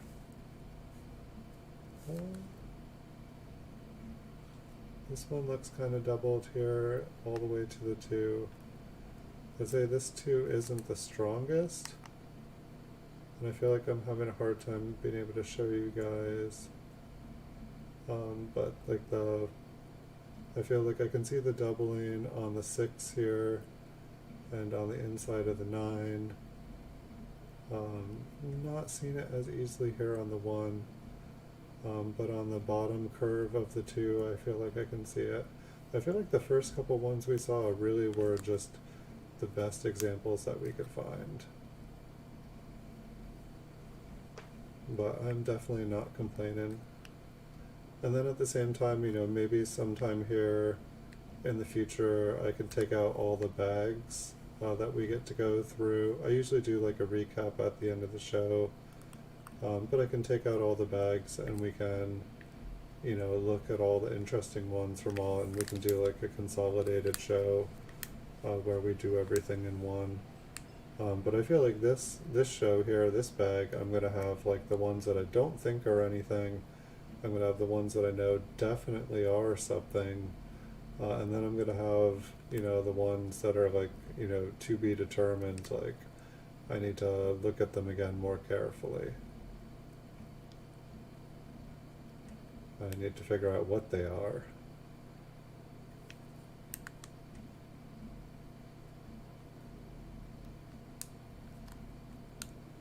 And I feel like we're having a good time on the obverse of the coins, but I feel like we're not, I don't think we found anything really on the reverse of the coin, so I feel like we need a good reverse double die here.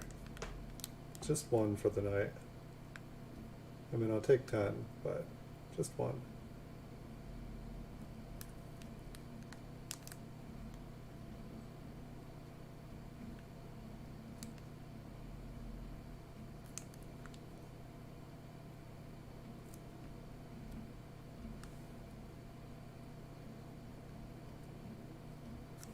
So I'd say we're probably about 2/3 of the way through the roll. There's probably about 15 more.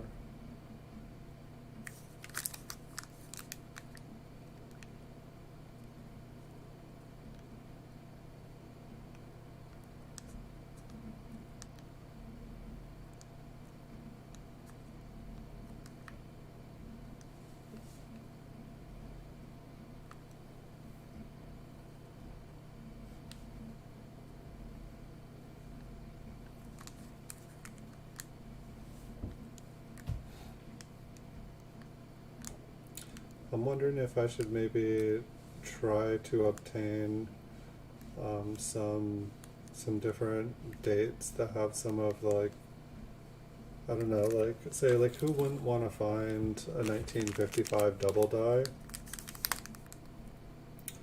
You know, I don't think I've had an uncirculated original bank wrapped roll of 1955s. I think since I started collecting, you know, different dates like that were, you know, it's like you're basically buying a lottery ticket by the time you're buying something like that. It's like I almost feel like I see like a line on the western edge of this too here going up pretty much the entire interior. I'm not really convinced though.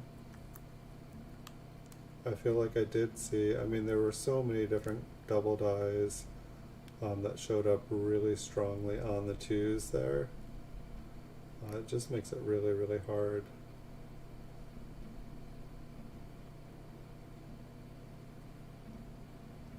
I mean, I do feel like I can see it, but the two itself doesn't look that thick. So I think I'll put it in the maybe pile just so I don't have to go back through all the other ones. I think I would probably lean against this one not being anything, just because of how thin it looks.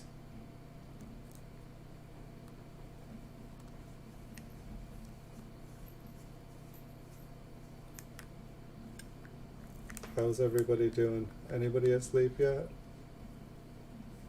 Anybody still awake yet?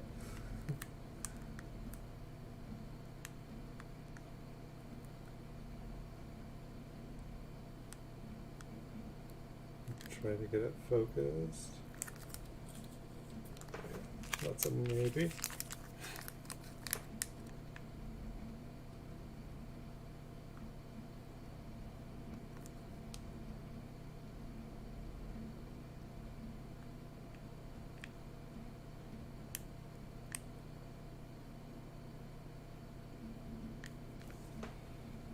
I need a little more coffee. It's 1 minute of 11 p.m.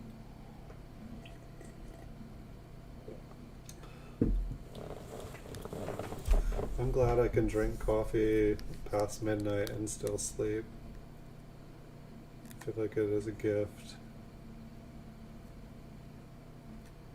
I think the secret is just drink coffee all day long. It's like if you stop drinking coffee and then drink it late at night, then it's like your body's starting over again.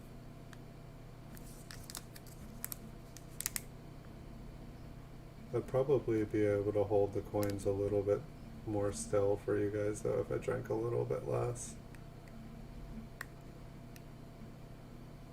I do apologize when my hands get shaky. It always looks like an earthquake to me. Hey, Paul Hampton, welcome. Congrats on that 1 ounce silver round American Eagle you won the other day, Paul. I saw that. I didn't see you in there. I was rooting for Ant Orta because I saw him on there and I knew him, and so I was hoping that Ant would win it. But then I was happily surprised to see you win it because I know you too. But we've been having some luck with this roll. I feel like the maybe pile kind of grew a little bit big here. And I do apologize to everybody. I know we found a couple like definites here. But I would, rather not have to search through this a second time. It's kind of interesting the way the luster moves to the north of this one here.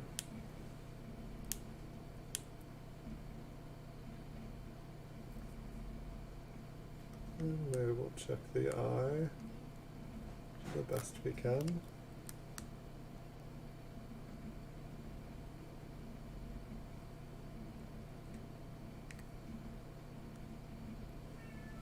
I think that's just the Mint Cello there. It's kind of creating an interesting effect.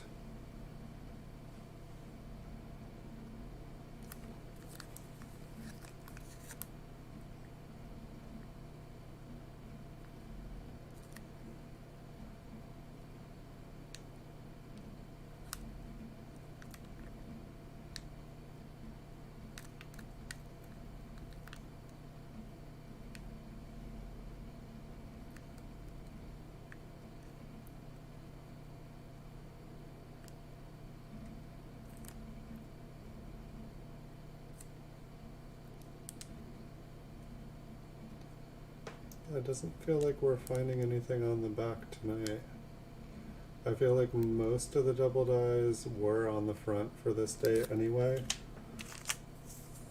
It looks like maybe about 10 more coins. 10 bazillion Wheaties, yeah. Bigfoot and 710 leave. They were here before. I feel like I quieted down here for a little bit. And they might still be here. I haven't checked the participants here for a minute.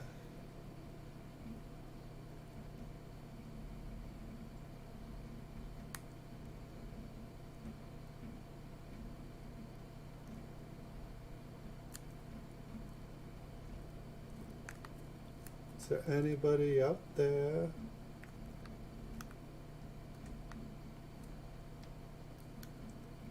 Yeah, that looked like a pretty cool bag of Wheaties that Michael Kettle had.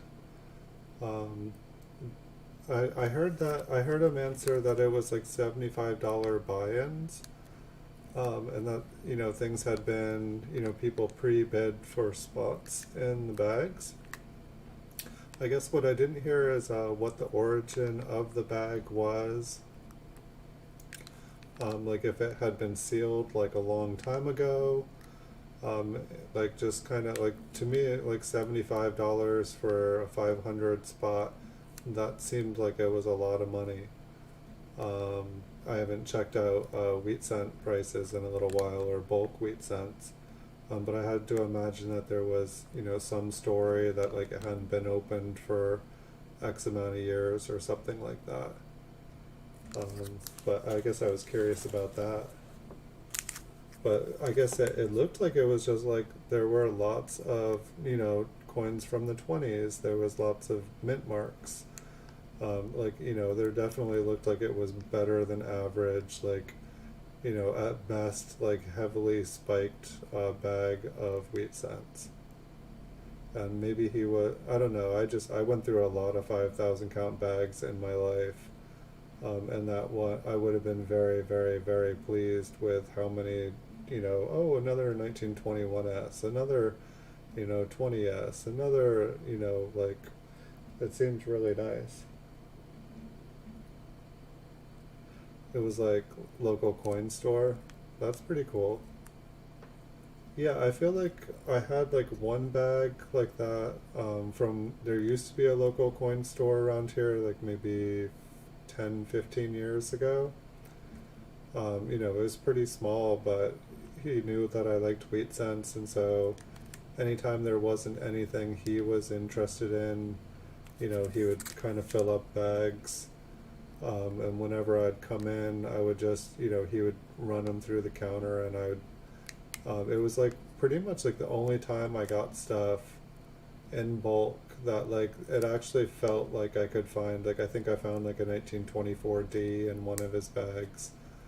While there was never anything truly, truly amazing, like I would actually get like a full smattering. Like I think he would like dump all the, he would get in a bunch of penny bucks, and anything that wasn't like an awesome coin would just get like dumped into like a big bulk batch. And so there was a lot of variety just because, he was, he didn't want to send out a bunch of Whitman folders or something, so he just dumped them all. Yeah, it did seem like a really nice mix of years. And I think I got to watch like the last 45 minutes of both shows. I kept coming in late.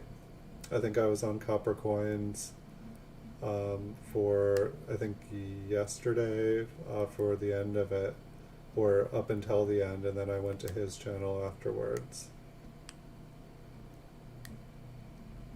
I just didn't even realize that Michael was streaming, and I usually try to check out Copper Coins.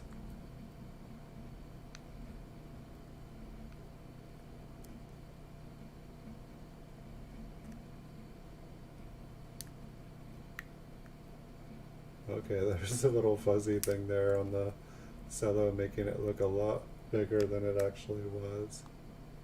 Yeah, I definitely wish that every 5,000 count bag of wheat cents I bought looked like that one. If that was the case, I'd probably still buy 5,000 count bags. But it seemed like it got to the point where every single bag was like pretty much just 40s and 50s. And even the 40s and 50s were starting to get like, like really bad, filthy, filthy condition. So it was, yeah.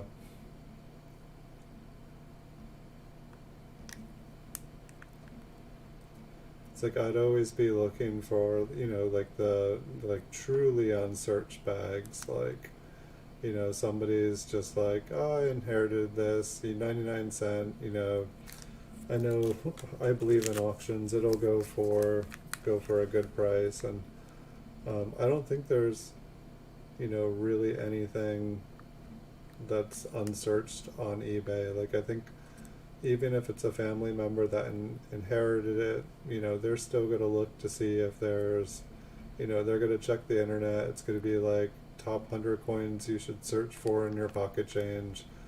They're going to, search through the coins. And, yeah.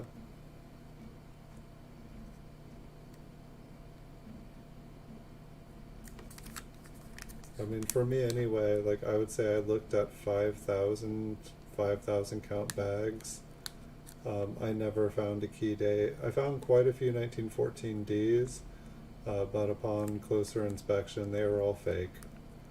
And so I don't know if like the counterfeit ones just end up, getting mixed into the bulk, or if some of the people who sell 5,000 count bags on eBay, if they just throw in a counterfeit as a joke, or figure that somebody will find it and, not take a closer look at it, they'll just, not be able to see that the, a 4 has been scraped into the one, into a 1.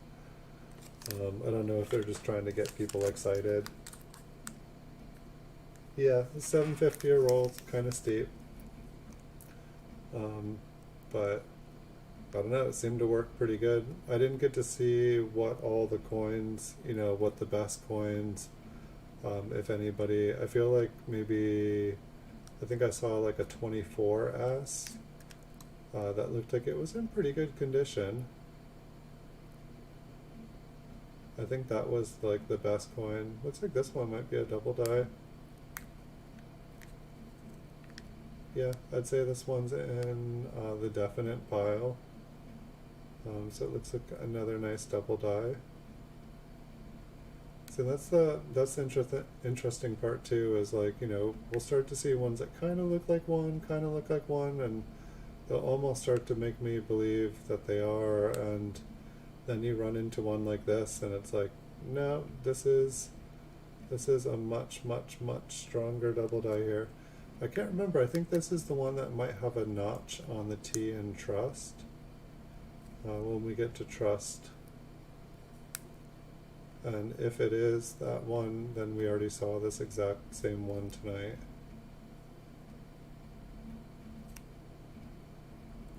I don't think I see a... I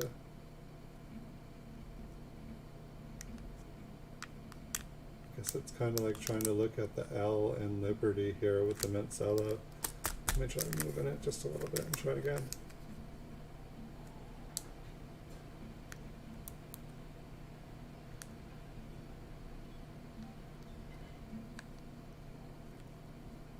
I think I see the notch up at the top.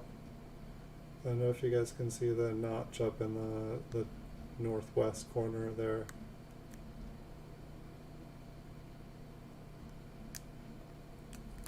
We'll take one more look down here. Not bad. Right, so we've got like 4 definite definites now, and then we've got 4 kind of maybes. Yeah, I think so's. Or no, like probably like 6 of those.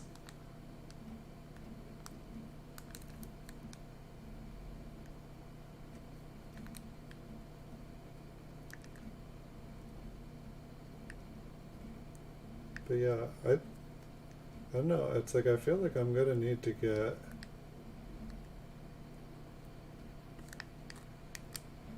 figure out how to get some of these graded. Because I really like them, but I would, you know, it's like if I'm spending all the time to go through and identify a bunch of these, I would like to see them, you know, in a nice slab to get protected.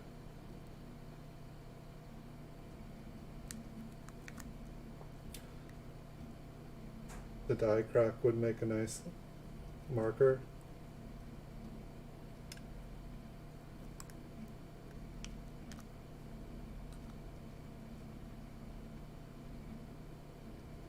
Let's find 2 more. I think we've got like 7 more coins. We can pull 2 more. We found 2 in a row before.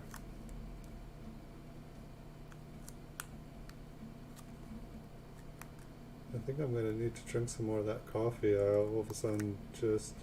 It's not even near midnight. How can I even be getting tired? I mean, I'm fine, but just for a minute there I was starting to feel it.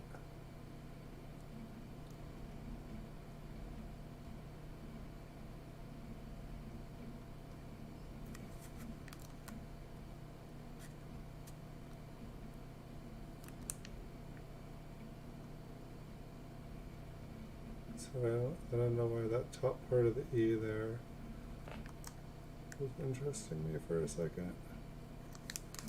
It's passed.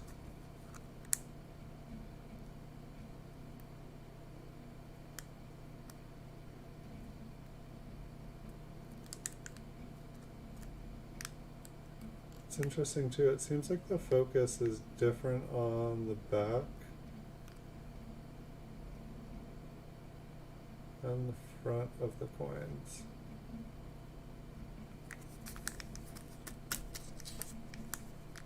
Yes, sir, these are proofs.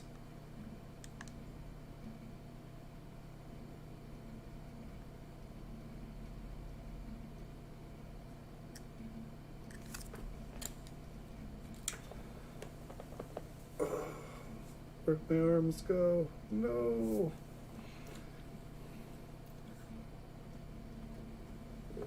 A couple of them, however, did not look like proofs, but they just, for whatever reason, some of the luster was just kind of dull.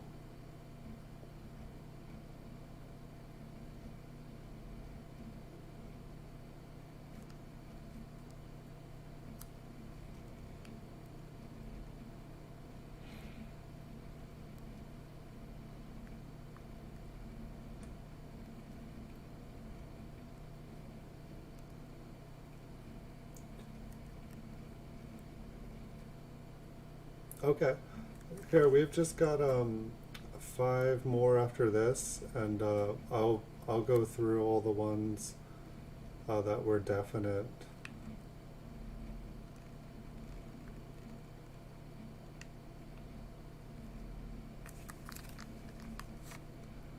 But yeah, there are a lot of them. There's definitely, definitely a lot of them.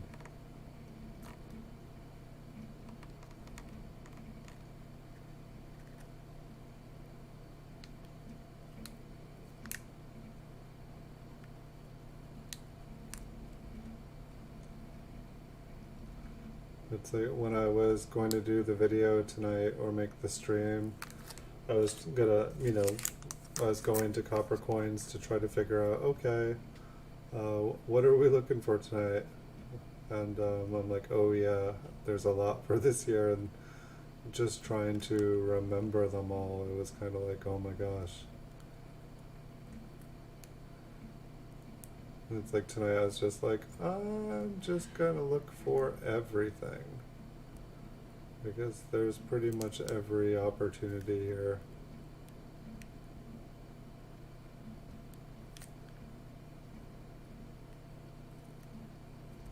It's like the fronts, the backs, the eyes.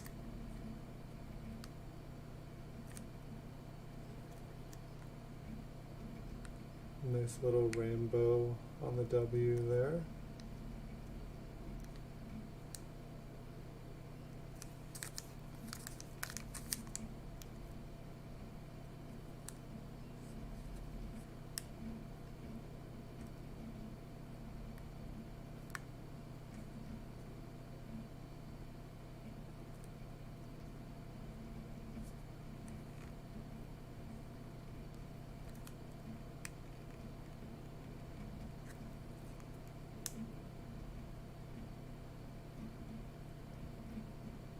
Some rainbow toning on the bottom of this one too. Not sure. I think this might have been one of the first coins we looked at tonight, because there was a couple with just a bit of toning.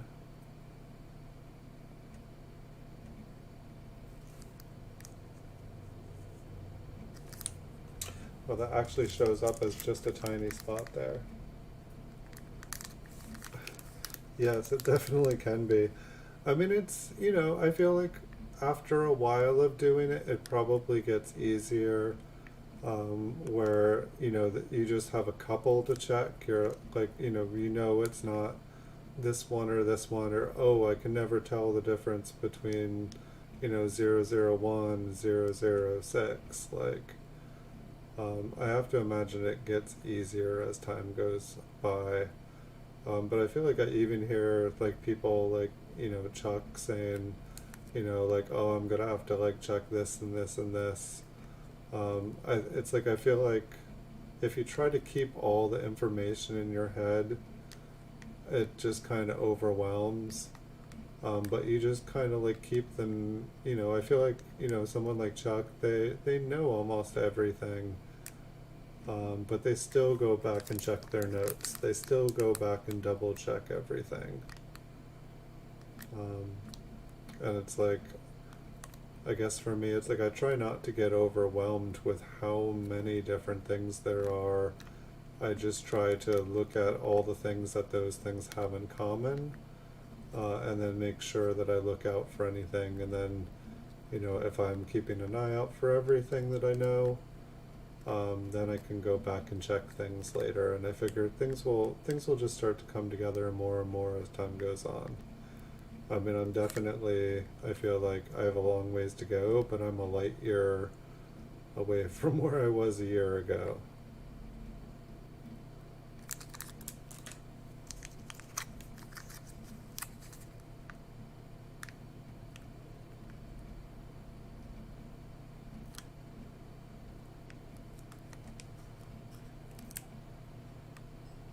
This one's nice and bright. Nice little line on the top. Oh, this one looks like a double die. Yay, we got one more and some nice luster on this one. We will add it to the stack of double dies. Well, this roll came about a week later than I thought it would, but it looks like it was worth the wait.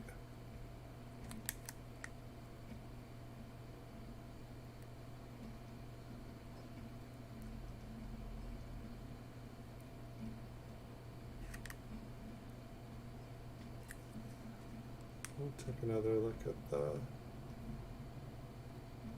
two here.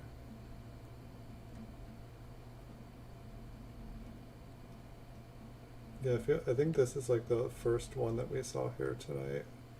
Like you could actually see the line going down the one there.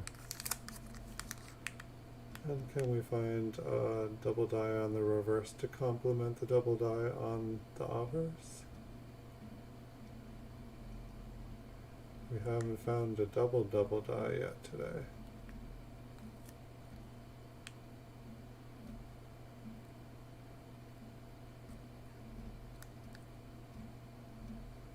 Gosh, imagine trying to get that, like, if you got something like that and graded by PCGS or something, like having them trying to fit the variety for the front on the slab and then the variety for the reverse. It's like they'd have to like put it in like an oversized holder or something, like DDO blah blah blah and then DDR blah blah blah, FS number blah blah blah and blah blah blah.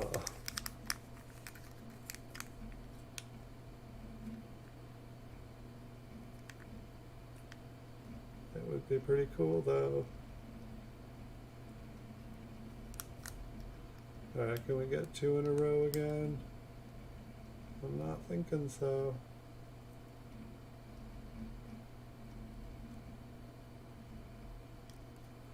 No, I think we have a normal one.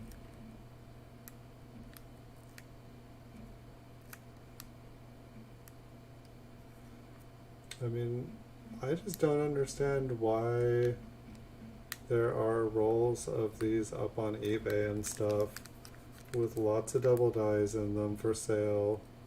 I don't understand why it's not worth someone else's time to just go through them. I mean, I guess like carefully going through all these, you know, I've been on here for a couple hours, I guess.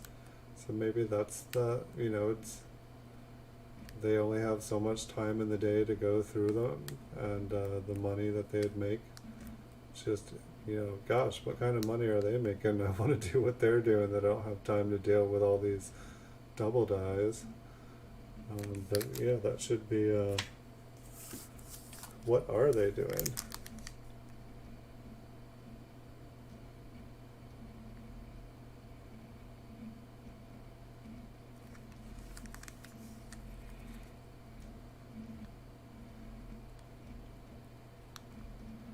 Yeah, it's like I don't always retain all the information, but I feel like I retain the ability to remember where to get the information if I see something that, you know, makes me question.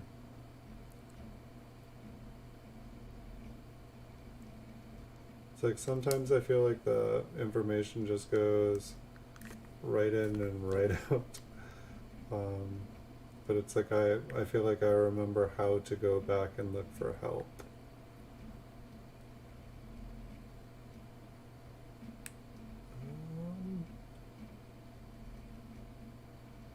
I feel like this one is machine damage. It's like you see kind of like the thin doubling around the edge, and then you see like kind of like a thin doubling on the bottom. I don't know, that inside part, it just, you know, you look at the other ones we've looked at and it looks so much more thin. I wish I could go in one more focal point here. Weird little bug under the two.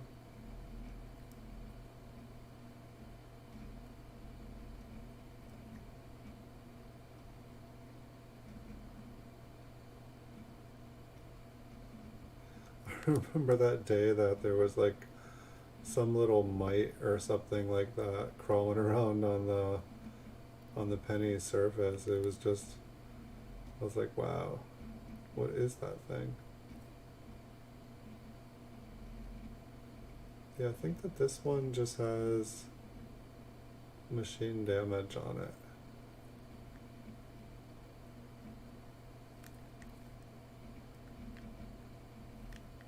I guess we can see what it looks like on its side here.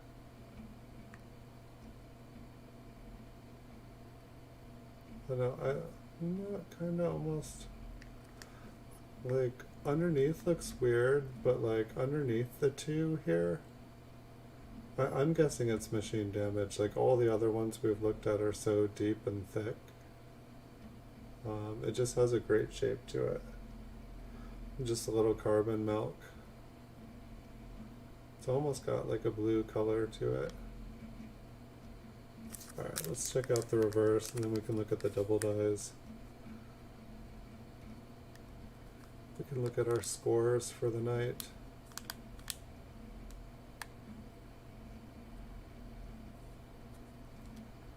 But yeah, I'm totally wanting to go back and look at some of the first videos and stuff that I did, some of the first rolls I did searches of, because I feel like I missed a lot of coins.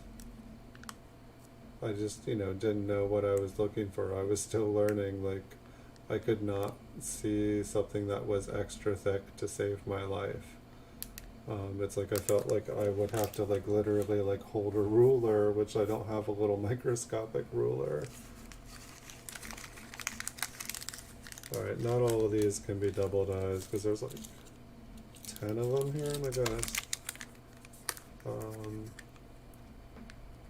But we'll go through these here quickly. I can't spend a ton of time here because I do have to get to sleep here soon. But this one here I believe is a definite. I believe this was the one, yeah. So I believe this here is a definite double die here. The two just, it looks really doubled and really thick, along with the 6 and 9 and 1 looking really thick.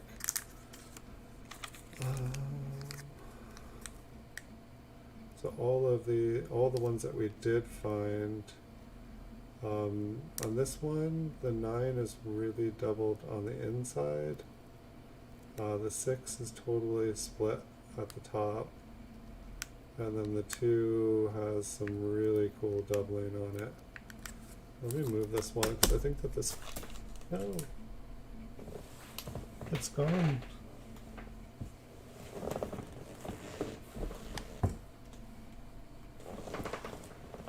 Fell down the well. Should never have put a wishing well there. Alright, let's try.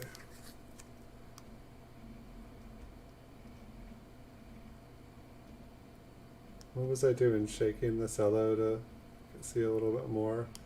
But yeah, I'd say that one is definitely a double die.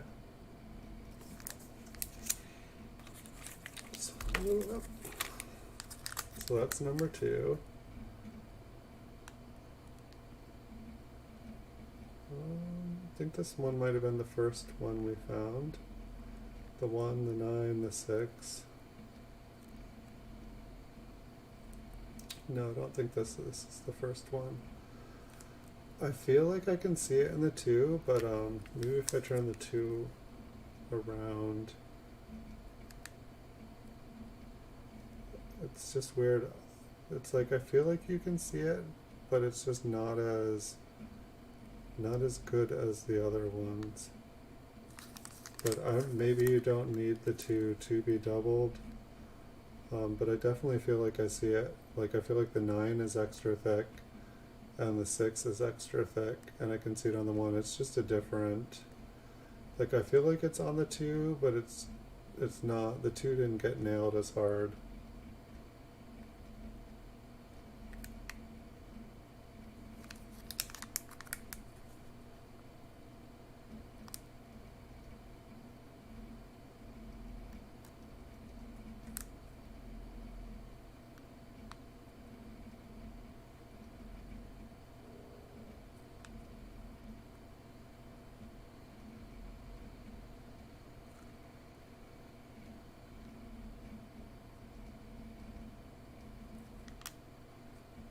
So I'm assuming that Bay 1 and Bay 2 are these first two ones here.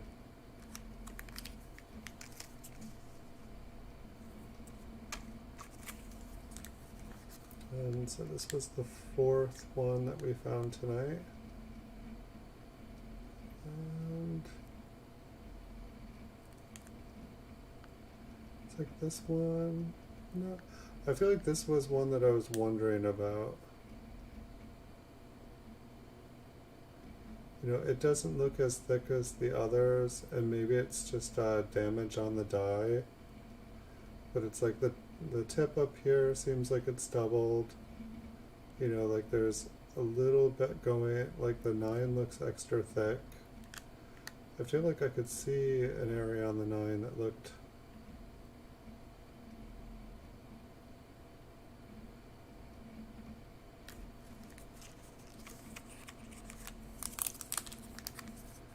and this was the 5th one.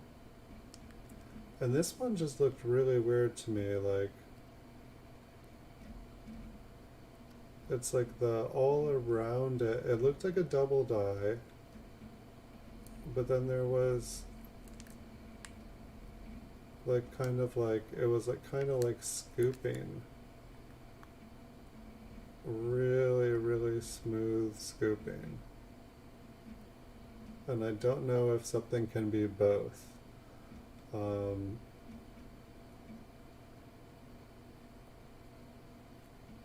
then like over on this side, it was like just kind of like the craziest looking scooped outness I've ever seen. And like the luster on this thing is like sick. But this one I'm not sure about. I mean, in some ways it looks totally doubled, and then at the same time it's like it's just really extremely machine damaged.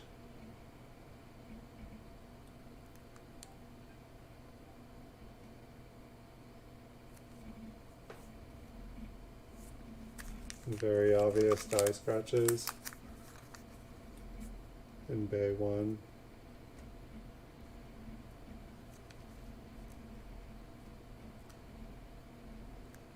And this one, I believe, was pretty strong.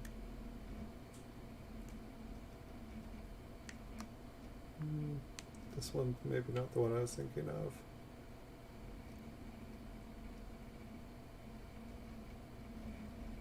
I think that this one was in the maybe pile. It's like you can see the kind of doubled area stretching along the inside of the 2. And on the 9 there's kind of a line, and on the 6 there's a line. It's just not as pronounced. There's also kind of like the line going up the 1.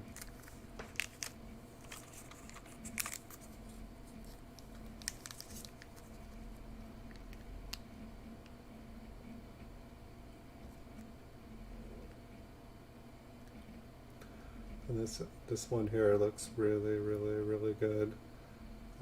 Definitely say this one's a double die.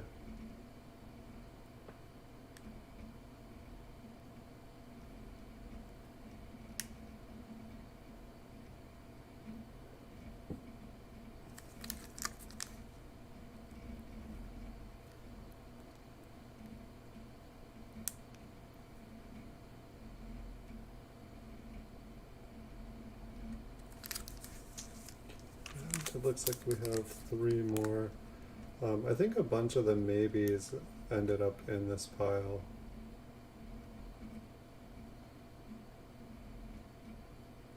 But that one doesn't look like a maybe to me. That one looks like it is.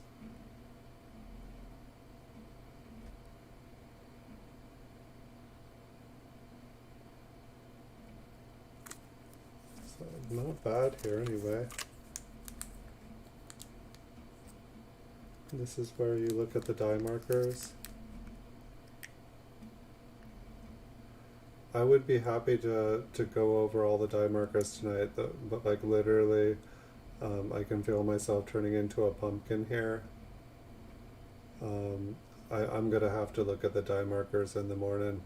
I don't know. I was hoping that if I did all these at the end here, that if you were wanting to go back and forth, but what I guess what I'm not realizing is if you're needing to do die markers, you probably have to be able to look at the front and back of it, which will be something that I'll have to try to think of how to do better here.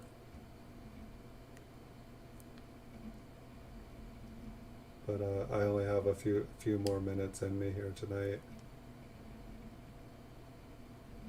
which I should probably give you guys the warning at trick or treat.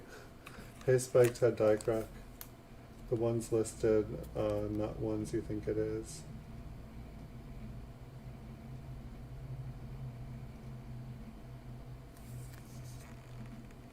Oh, okay. So yeah. So we'll check out the last one here.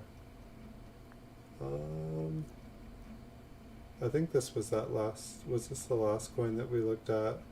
I think that this one was just machine damage.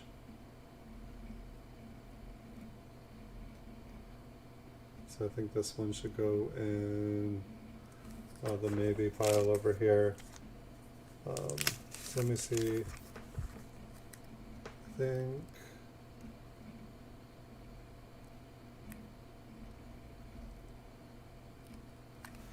I think that one's not strong. I was just trying to see if I could find. I should have put my favorite one in a different pile.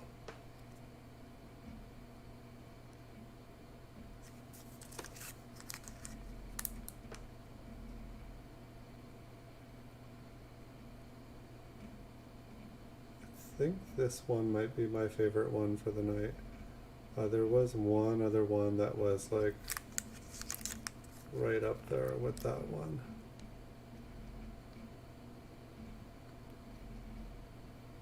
That one there is pretty close. This one might be my favorite one here. But yeah, I do apologize. I'm gonna have to call it here.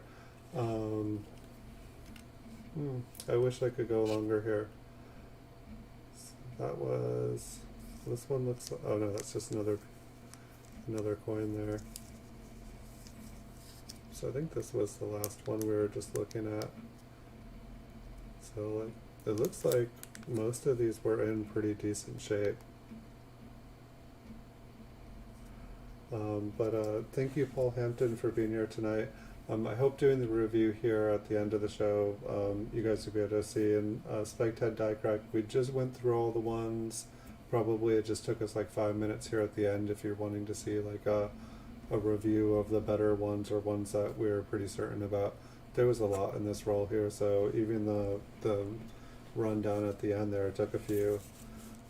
But thanks everyone for being here tonight. Thank you, Paul Hampton. Thank you, Spiked Head Die Cracked. Thank you, Logan's Coins. Thank you, 710 is Oil Upside Down. Thank you, Stern, for being here tonight. Thank you, Bigfoot Silver Hide and Seeker. Thank you, Scent Hoarder. Thank you, Edwin Vasquez, for being here tonight. Thank you, Starbuck Jeff and Coin, for being here tonight. And if I'm missing anybody, did I say? Yes. Anybody watching, anybody stalking, anybody on the TV, thank you for watching. I know it's not always easy to be able to comment here, and some of you guys just like to relax and enjoy. And I definitely like to look at coins while watching other people's shows, so I totally get it. But thanks everybody for being here tonight. I wish you guys good luck on your hunts, and I hope to see you guys this Saturday.